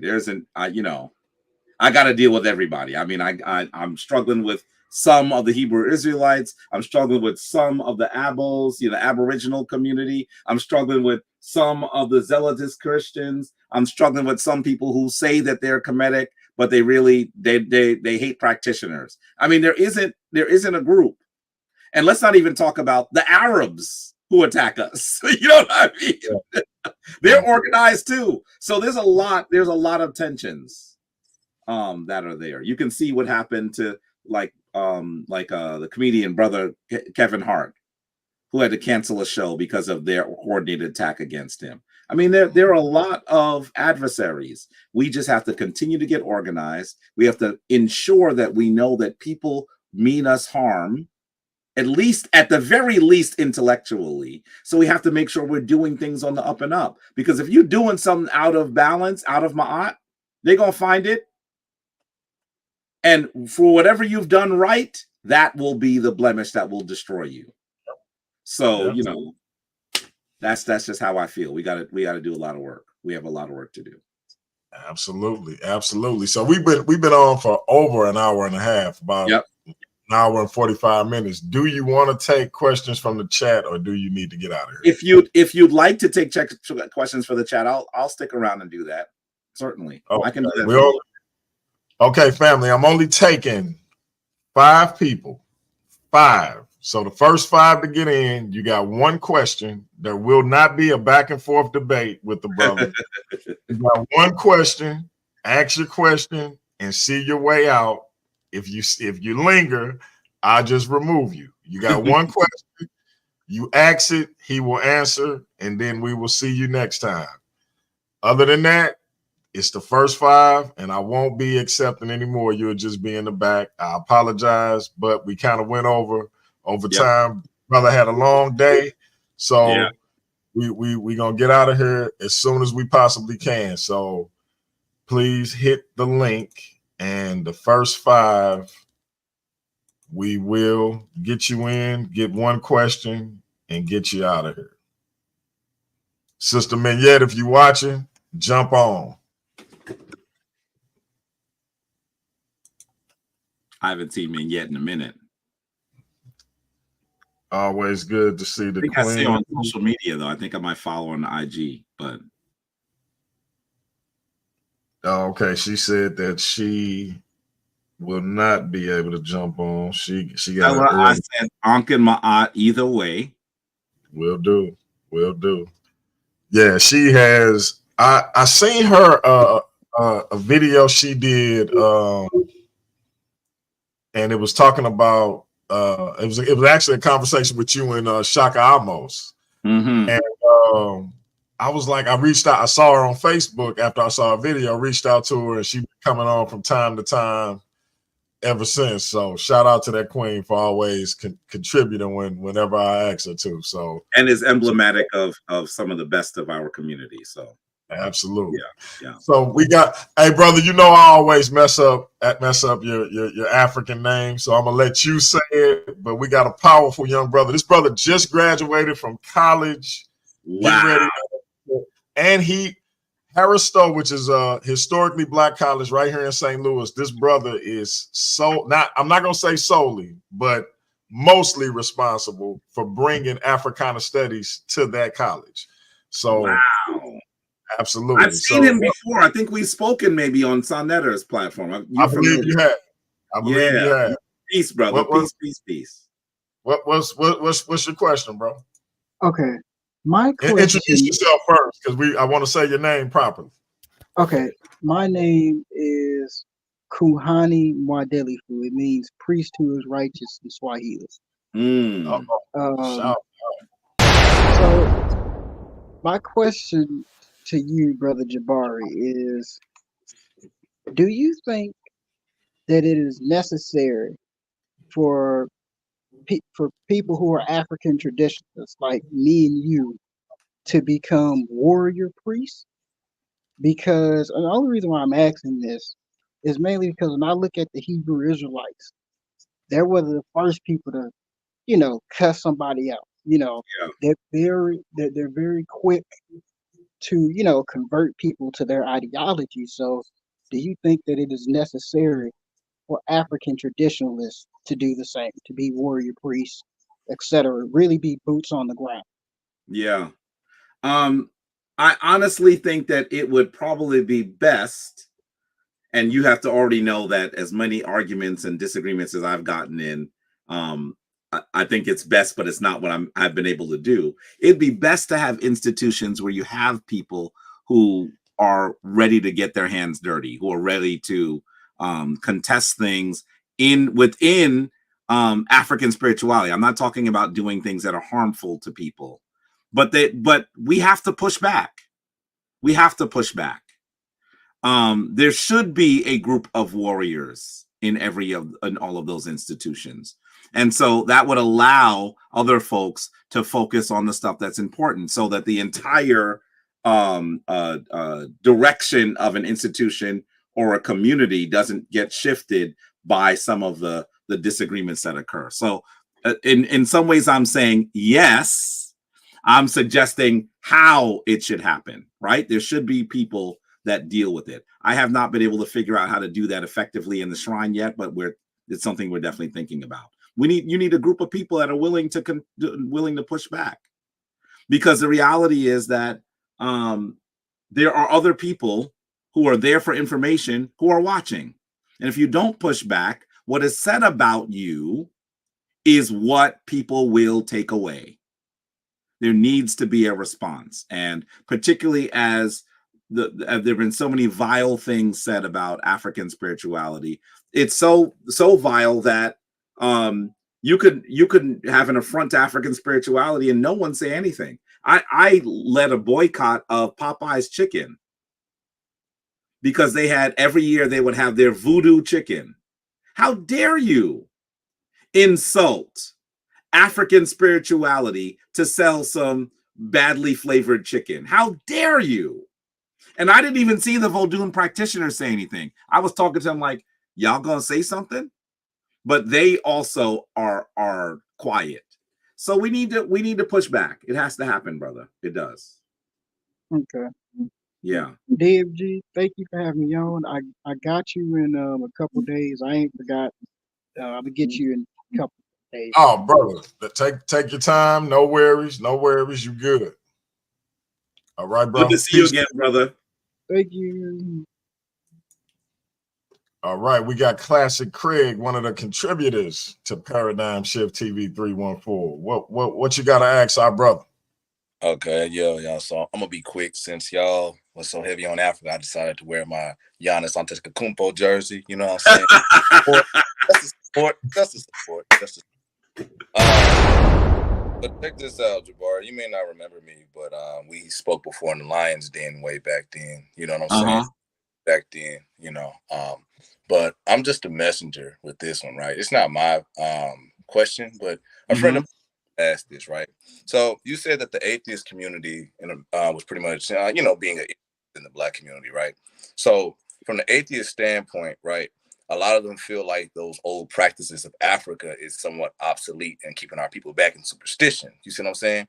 And while the world is advancing, moving past their old cultural tradition and values, Black people are the last to pretty much move forward because they are so stuck in their old traditional spookism. You see what I'm saying? No matter what it is.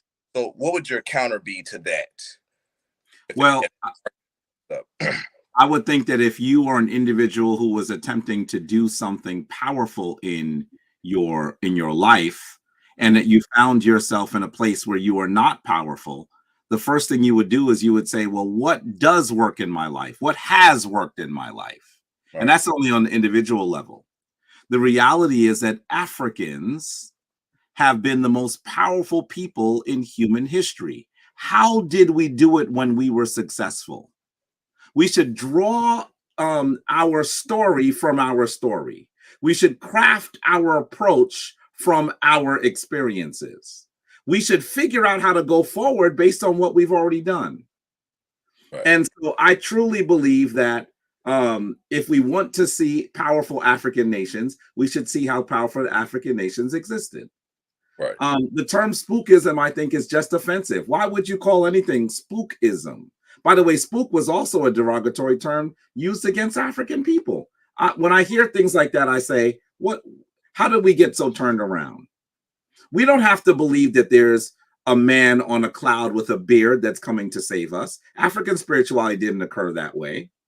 If we actually return to the manner in which we practice things, we will see that we will be successful. And that's just the reality based on history. So when people say we believe that we should move up out of these things, I would always say, well, it's interesting that people have those positions, but before you take a position, shouldn't you have some data or some information that proves that correct that direction is one that will work for you. We have no data connecting Africans to success that takes us into an atheist trend. We don't have any of that. Simply because Europe is becoming atheist because they're riling against the Abrahamic traditions does not mean that Africa needs to do that. So, maybe we're using models from someone else while we try to extricate ourselves from their control.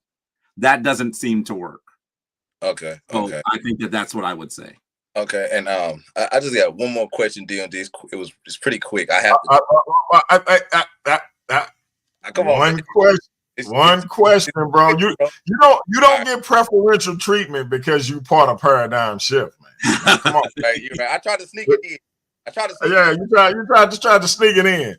Let's go over to the brother. How you doing? JJ 7000.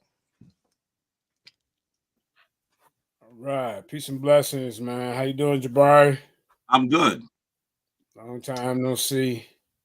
I wonder why. Huh? I wonder why. It's been a long time no see. I don't know, man. But hey, I brother. think you do know. No, don't do that. Let's not be disingenuous. Bro, we that's behind the scenes. We live right now. People watching. That's behind the scenes? Yeah. Didn't you put some videos up about me and about my wife? What? Oh, yes, you did. Let me see. What was that about?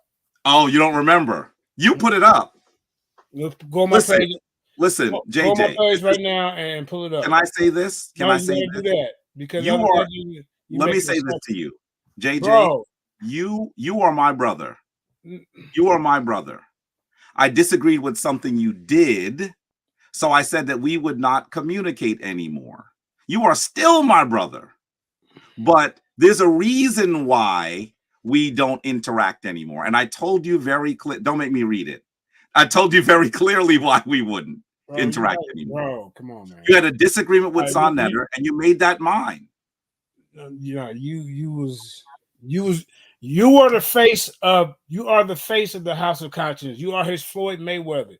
If you see him doing some foul, malicious type of actions, it is up to you to get in his ear and tell him, bro, you need to stop doing those things of that nature. Just like how you try to come on my platform and tell me, hey, well, you ain't running this right because Sister Karima doing this or brother such and such doing that.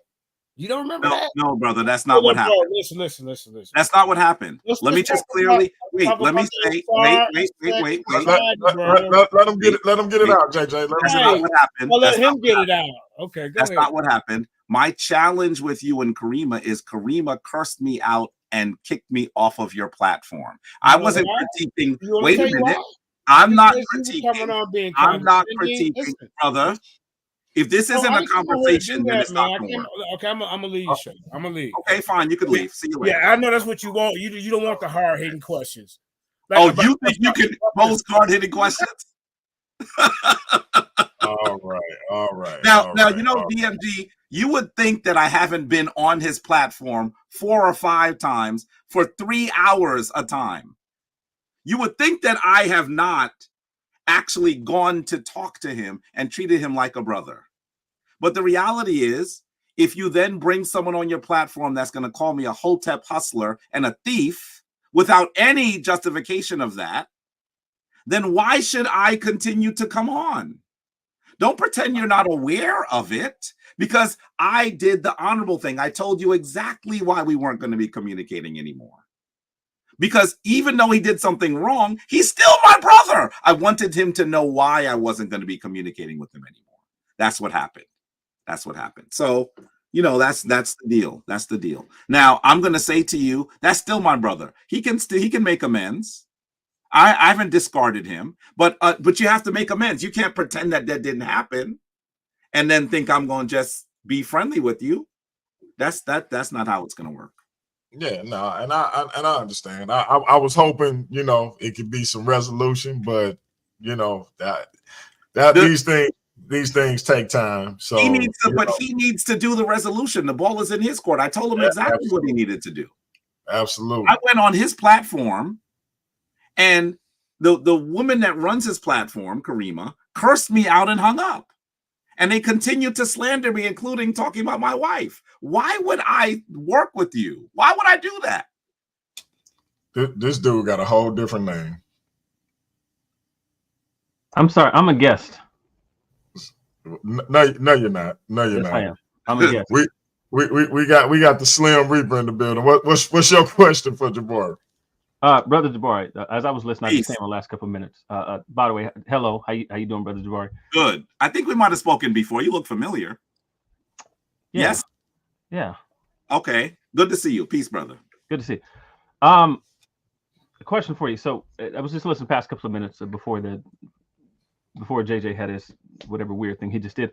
But so my question, as you talk from your perspective of paradigm, and you talk about success of Africans and African peoples, how are you defining success as it relates to Africans and African spirituality? What does it mean to be successful? Is this a uniform definition of across across the spectrum of the different African nations and peoples? What does success look like on your perspective? That's my question. That's a good question. And I don't want to pretend that I only have one, that there's only one definition. Is my definition is the definition of everyone, right? But from my perspective, when I study history, I look at African nations that were able to successfully manage all of their affairs, that were able to take care of the needs of their people, that were able to control their borders, that were able to be wealthy, opulent nations in control of their resources.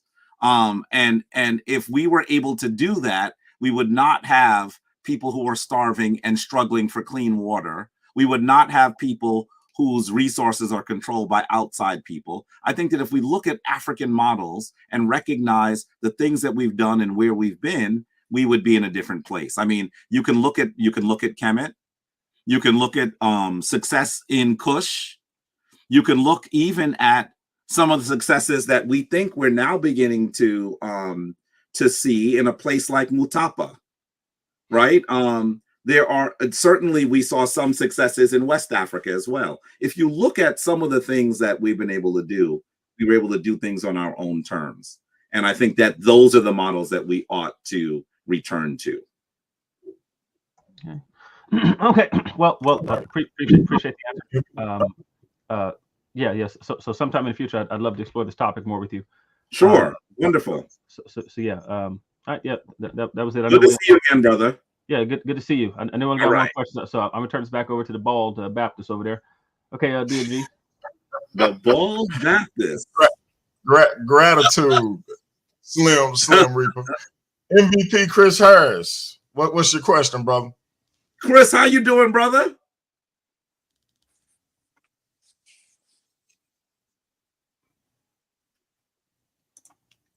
Can you hear us, Chris? Something might be going on with his audio. I'm fine, guys. What's going on? How y'all doing? I'm good. How are you? I'm wonderful. I'm wonderful. I didn't really have a question. I was just coming on here to give DMG a shout out and giving you, Jabari, the GOAT, a shout out as always. You know what I'm saying? So, hey, Jabari, you know what? I got a question for you. Sure. Hey, how do you feel about Toby Wilkinson's book, The Rise and Fall of Ancient Egypt? Do you find this is a credible book? How do you feel about his research and how do you feel about his research that he did when determining and showing the rise and fall of ancient Egypt? I had just been wondering because I had some problems with this way first. I like Toby Wilkinson. It doesn't mean I agree with everything that he's put forward, right? Mm-hmm. His work. I also even like that he has also a book on pre-dynastic Kemet that's really good as well. Right. Okay, I might have to check into that one. Yeah, it's an excellent book. I know it's here. But so it doesn't mean I don't necessarily agree with everything on his analysis on what the rise and fall is, but I appreciate that at least we're trying to have a discussion as to how powerful nations struggle, right? And what some of the challenges that lead to their downfall may be. Of course, I don't agree with all of his analysis, but I think that it's an interesting book and it's a good read. I would say. Okay. I'm actually looking for it here. But it's an interesting one. I would love to chop it up with you more on it, Chris. I mean, like have a real discussion dialogue about it. Because I think that, you know what, I still have your number. So I'll give you a call because I'd like to bring you in for in-depth conversation, particularly concerning his works in general, so we could really have a conversation about that. Because there's some problems that I'm having with his book, such as the Greek influence on ancient Kemet. And he's trying to you know what I'm saying? We're not gonna go there right now, but I really want to have that discussion with you. I'm certainly not saying that his stuff doesn't have flaws, but I think that at the very least, some of the things that he does is he's talking about topics that few other scholars would do in depth, right? So I guess that what ends up happening is you read a lot and then you say, well, I agree with this, I disagree with this, but it's a contribution to the discussion. That's how I look at his stuff. And because he has such stature, other people then end up entering the fray, and I find that stuff really, really fascinating. So no doubt. I think he has good stuff, and I really wish I could find it immediately. Of course, I can't right now, but I think I have at least, is it 3 of his books? I think it's 3 of his books. The stuff on pre-dynastic Kemet, I think, really needs to be evaluated. I think that a lot of folks don't focus enough on what happens in Kemet before and what we can tell about the origin of Kemet based on the archaeology. And I think at the very least, his approach to that was an interesting one. It was an interesting one. A lot of good stuff. You know what? You know what, Jabari, ever since I've been studying our archaeology concerning Egypt and North Africa and Central Africa, and the more and more I study these topics, and I study the archaeological excavations being conducted to this day, my pathos, it actually it helps enhance my pathos and logos on these subjects. So I just wanted to give kudos to you while I was on here. When I saw you on here and I forgot you were going to be on here, so I got to rewind the video and stuff like that. And definitely we could chop it up. But is it all right? I do want to I want to talk about African success, and one of the bases of success for African countries is one, decolonization, because that's going to lead for the continent of Africa being able to determine and create its own destiny and to be self-governed. And that can also help enhance the success of Africans in the diaspora around the world. So that is a form of success that we really, really, really, really want to happen for that continent. So that is a form of success. That was a great question that he asked. That was an excellent question. His question was about the ancient world, though.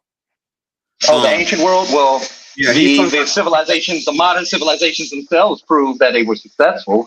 You know, so yeah. We got one more person with a question, and then we're gonna get out of here. But before we do, let me say Maat to one of our priests that's here too, Abu Jamar, who was a priest of the Maat. Good brother and a powerful artist, powerful hip hop artist. So Maat to you, dear brother. Creator of one of my favorite songs, I'm Black and I'm Proud. So I definitely shout out to him being over here. Shout out to you, brother. That's a talented brother. Brass, what you got for us? Hey DMG, man, I thought you wasn't gonna show me no love for a second though. I'm in the other chat asking questions, donating to the Cash App. I got good questions in the other chat. I was over there with one person. That's how you know I got love for you. That's how you know I got love for you, dude. I was by myself in the chat. I appreciate it, brother. I appreciate it. It's hard for me to look at both chats on both channels. I can dig it. I was sitting there like, so Jabari on DMG, it is one person? Am I missing something?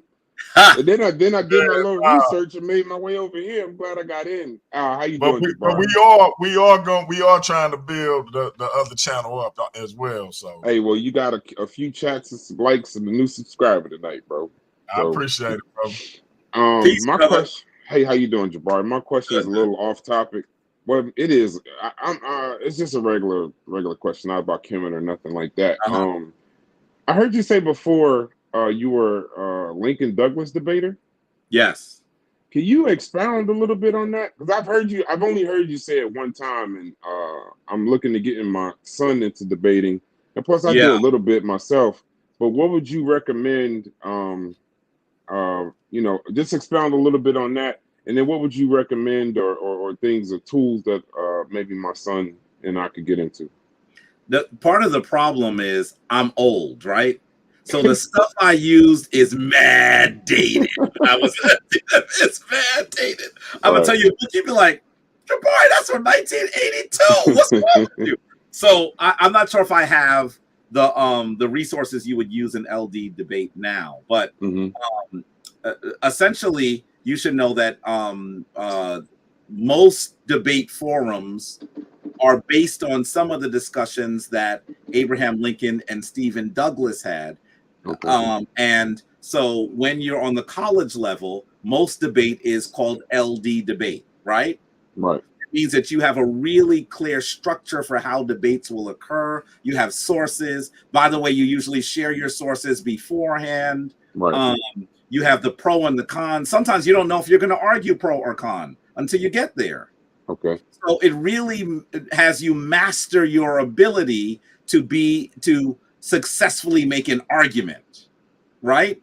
Right. And so when I studied it in college, I was fascinated by it. And the thing that I thought was so amazing, this is what I'll say that was amazing, because I was passionate. I was passionate about history even then. I remember saying to my professor once that it's interesting we're talking about Lincoln Douglas debate, but we never talk about issues of race. And he said, why would you think that LD debate should talk about issues of race? And I was like, but that's what LD debate is. He said, I don't know how you got that. I said, well, you know that the LD is Lincoln and Douglas. Yes. I said, you're not aware that the debate style was created because Lincoln was challenging Douglas for the role of senator, for the position of senator of Illinois. Right. So they had these long debates that went around all of, it was not just in Illinois, but around the country. And they debated, what were they debating? The pros and cons of the enslavement of the African. And so he wasn't even aware of that. I was like, what? How do you not know that in your LD debate? So I thought that was fascinating. And so there's a historical reason why we should be aware of it. What ends up happening, by the way, Lincoln loses the election, but he produces these volumes that capture all of their discussion. And that's where we get the idea of LD debate now. I think that LD debate, Lincoln Douglas debate, will help people understand how to make an argument. And essentially making an argument is what you would need to use with regard to the law, with regard to public policy, with regard to building business plans, with structuring businesses, with building strong nations. It's the logical focus on how to make sense of something. And you can do that in the public with opponents. And so that's why I thought it was so amazing, and why I was one of the few LD debaters at Cornell at the time. There were very few Black folks doing it, by the way. And I thought that it was fascinating. So thank you for your time, and DMG, I wish you the best, bro. You got a supporter in me. No doubt. I appreciate it, brother. Come Peace, back brother. anytime. And we'll definitely try to get some more good content out there for you, man. We appreciate you. Yes, sir. We actually had one more jump in, Jabari. This a good sister of mine, Mika Wash. Y'all gonna see me interviewing with her over on her show pretty soon. I think I saw her in the chat. Peace, Sister Mika. Sister Peace Mika. and blessings, brothers and sisters. I mean, and everybody that's watching. How many questions I get? Because I got 3. Not you only get one. You only get one. One. Come on, one DMG. question. One question. Oh my God! So I gotta figure out which one is more important. Yeah. What's your? It's like picking from your children. What's your favorite? Give them the hardest one, Mika. I don't know which one is the hardest one. Okay, so what do you think about Nigeria getting rejected by BRICS because they have a Yoruba president? Yeah, that's the question. I'm going to say to you that the BRICS is an important counterbalance to Western power, right? At least that's what it's planned to be. And so I think that if for those of you who don't know, it's basically Brazil, Russia, India, China,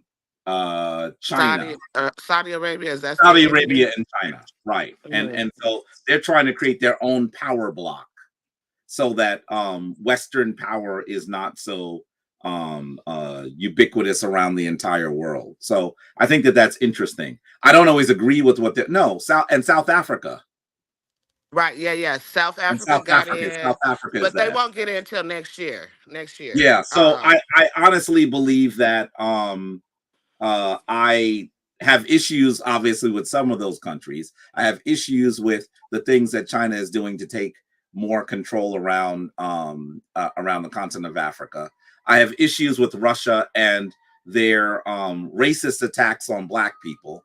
I have issues with some of that. That doesn't mean that I think that BRICS shouldn't exist, however, right? I think that what needs to happen is we have to find ways to ensure that the people of the world's quote unquote global South are able to benefit from the efforts that their people put forward within their nations. Hopefully something like BRICS could take some of the power of an institution like the International Monetary Fund and the World Bank, and so that we're able to figure out how to develop these countries without some of the straight capitalist trappings that come along with them. One of the things that the IMF and the World Bank do is they lead to privatization of things that are difficult for especially for poorer countries. We would not expect that. For example, one of the things that happened is a quick example. I'm gonna try to be quick. There was a point where my country of maternal origin, my mother is Guyanese, right? Of course, she's been here for many, many years, but she's Guyanese by origin. Due to some of the loans that were given to Guyana, they privatized all of their phone lines at one point. And so when people were upset about the fact that their country did not control their phones, Western nations just shut off the lines. I remember being a young man and knowing that we could not contact our family in Guyana for a period of time. It was a way for them to demonstrate their total control and power, so that anything that we can do to create a counterbalance would be good, even though I think that some of the people creating the counterbalances are not necessarily in the interest of Africa. Maybe all of these parties will compete with each other, and then we'll be able to do more as an African people worldwide. That's how I feel about it. Now, the other thing is Nigeria trying to become part of BRICS. I get it. I really do. I don't think very highly of that group's morals either, though. So, I expect you don't think highly of which group's morals? Of BRICS morals. Okay. Just like I don't think highly of the IMF's morals or the World Bank's morals. So I wasn't thinking of them as a savior or riding on a white horse. I think that Africans are going to have to do what William Clay said about Black interest in the United States. We have no permanent friends, no permanent enemies, just permanent interest. And I think that that's what we're going to have to do. So it's tough. Nigeria is going to be one of the most powerful nations in the world, top 5 within 10 to 20 years. If they play their cards right, they will be more powerful than China in 10 to 20 years. That means I need to hurry up and start having some stuff. Okay. We need to get up to find out what's going on in Nigeria. Nigeria has billionaires. They're billionaires on the African continent. Billionaires. I'm around them all the time, and see, DMG won't let me ask my other questions, so I can't ask it. Yeah, hey, everybody else got okay, one. Mika, we love you, but you get one too. No preferential treatment. No. And can I say, just a little bit, Mika, that's a question that means that you are doing a lot of research on global global affairs and this world that we have to become part of. So many people in our community are thinking that our power is in our neighborhood. And that doesn't mean the power isn't in the neighborhood. But if we're not trying to create global networks, we are literally 100 years behind everybody else. He answered my question anyway. Thank you. Yeah, we're 100 years behind everybody else. I hear people say, why should we be concerned about Africa? We should be concerned about what's going on in the hood. And I'm like, don't you see that those people who are oppressing you are in control of the affairs in your homeland? You don't see that? You don't see the connection between an impoverished Harlem and an impoverished Accra? You don't see those things are connected? So we need to be able to work together for our collective aggrandizement. That's what we must do. Oh, I appreciate you, brother, for coming on and sharing your knowledge. Thank you, DMG, for allowing me on. It was so classic. Holla at me, Mika Wash, Mouth Out for Mika. Don't forget to hit the like button. I'm out. I got to go cook, y'all. Y'all have a wonderful evening. You already know. You already know. Right, shout out to Mika Wash. Like I say, you'll see me over there on her show doing an interview. Shout out to my brother from the ISUPK, Mashallah. And brother, if I butchered your name, you know you can beat me up later on. But shout out to that brother. I'm gonna be doing an interview with him and Captain K pretty soon. This brother, he one of the more powerful Israelites I've contacted. So y'all be prepared to be on your toes when that brother come on. So we'll be getting him on soon as well.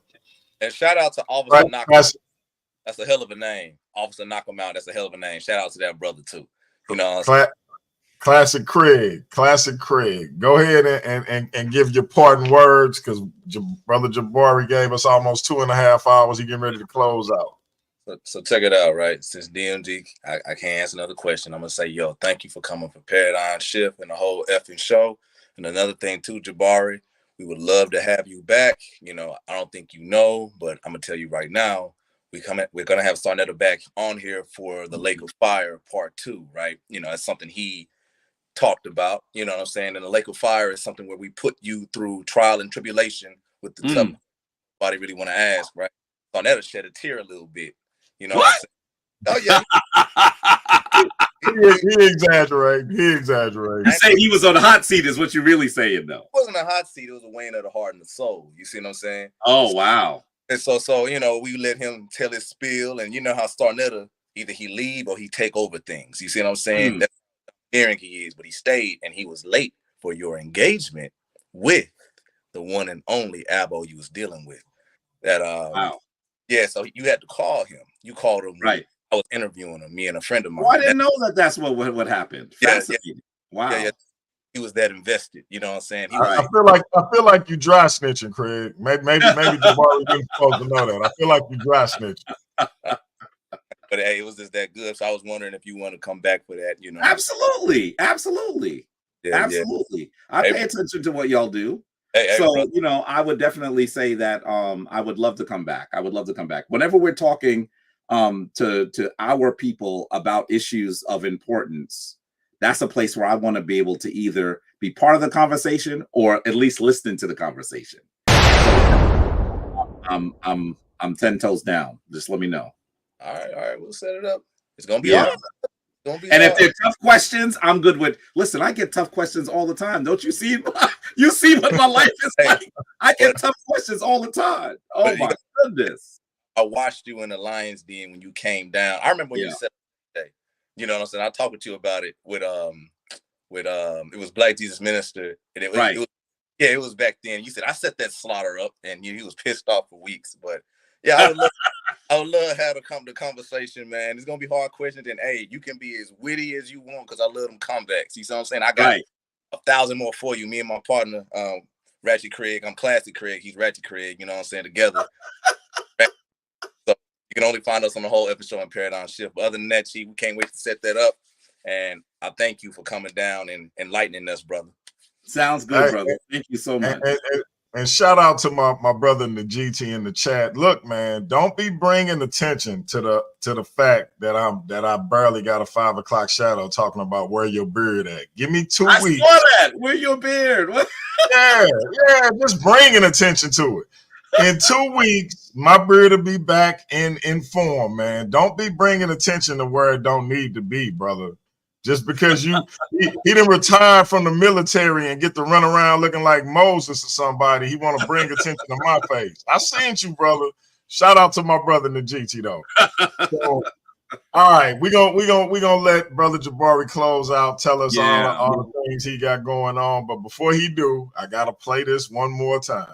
The champ is here! The champ is here! The champ is here! The champ is here! All right, brother. Go ahead and tell us what you got going on, where you at, all of that. Yeah.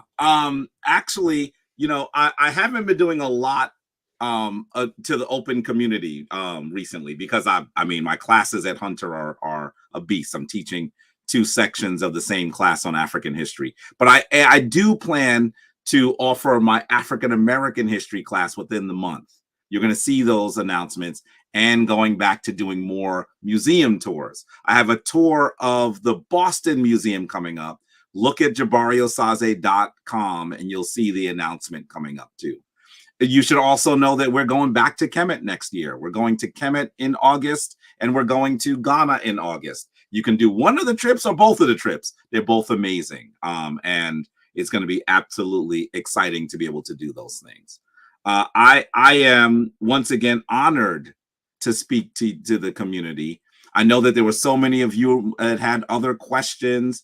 I'm always willing to answer your questions. This is the kind of thing that I enjoy doing. Brother Melvin said, when you move into Africa, can I say to you, I'm not leaving Harlem, but I might not always be here. Does that make sense? I'm going to be in Africa and I'm going to be in the United States sometimes because I really do believe that there's a lot of work for me to do here and there's a lot of work for me to do there. So there will likely never be a time that you'll just see me there. But I do intend to be bicontinental at some point, right? I'm going to just be maybe 6 months of the year I'll be there, 6 months of the year I'll be here. So, that's the way I'm trying to approach it. And let me just say finally to JJ, I know that he felt frustrated that he didn't get to ask questions. And it's not that I don't want to answer your questions, brother. It's just if you are going to talk to someone, sometimes you just gotta acknowledge that you didn't do the last thing the right way. It wasn't just you, right? Just we could fix it. You're my brother. I haven't discarded you. But I'm hoping that you will at least acknowledge that it needs fixing. I never said a cross word to you. Never. And telling me that the video's no longer on your platform is not an answer. That means that it was on your platform. You did it. I'm not a YouTuber in that sense, right? I'm a priest. You disrupted Maat. You can't just like take it off and then Maat is restored. That's not how it works. So, I'm hoping that we will be able to have some rapprochement because you're my brother, and I don't like having difficult relationships with members of our community. So hopefully we'll figure it out. I really do mean that. And I have to say to you, brother DMG, exciting conversation. I enjoyed it. Obviously, I said I was going to be on here for an hour and a half, and you see how much longer I stayed. If I didn't enjoy it, I'd have been like, I'm out. So I want to say, thank you to you for having a great conversation. The next time I'm in St. Louis, I'm coming to see you. We're going to break some bread or something. Next time you come up this way, we need to break some bread and do what we got to do. That'll work. That'll definitely work. Shem and Maat, go forth in divine balance. I'll see you all soon. Absolutely. We appreciate having you, and you're welcome back anytime, my brother. All right, now. He also has a YouTube channel, Shrine of Maat.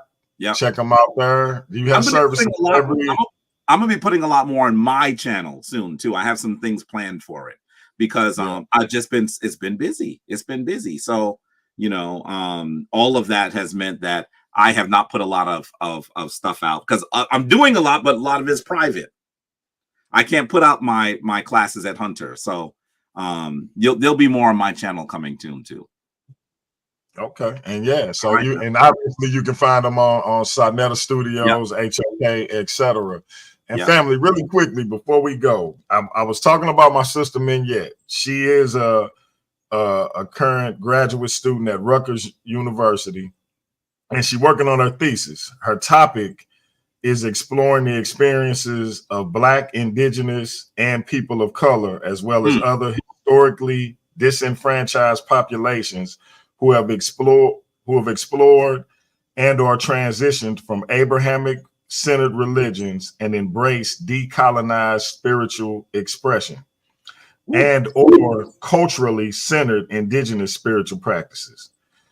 What she's looking to do is take surveys from people regarding that particular paradigm and see exactly where you are. So what I'm gonna start doing is posting a link to that survey in my description so we can help the sister out with getting some of her research looked at. And if you want to participate further beyond the survey, you can do so. So once I start doing that, let's help the sister out with her research. This is educational, and for not only for her with helping her with her thesis, but it'll also be educational for the individual who taking part in the survey. So let's help our sister out with that. So again, this is for her thesis, as she's a graduate student at Rutgers University. So let's help our sister out. Y'all know anytime I ask her to come on, she come on. So let's return the favor. So salute to that sister for the work she's doing, and we definitely gonna help her out any way we can. So right now, with that being said, peace to my brother. We'll be back at it again. It's been Paradigm Shift TV 314. Brother Jabari, welcome. You're welcome anytime. Classic Craig, this DMG. We are out of here. We out.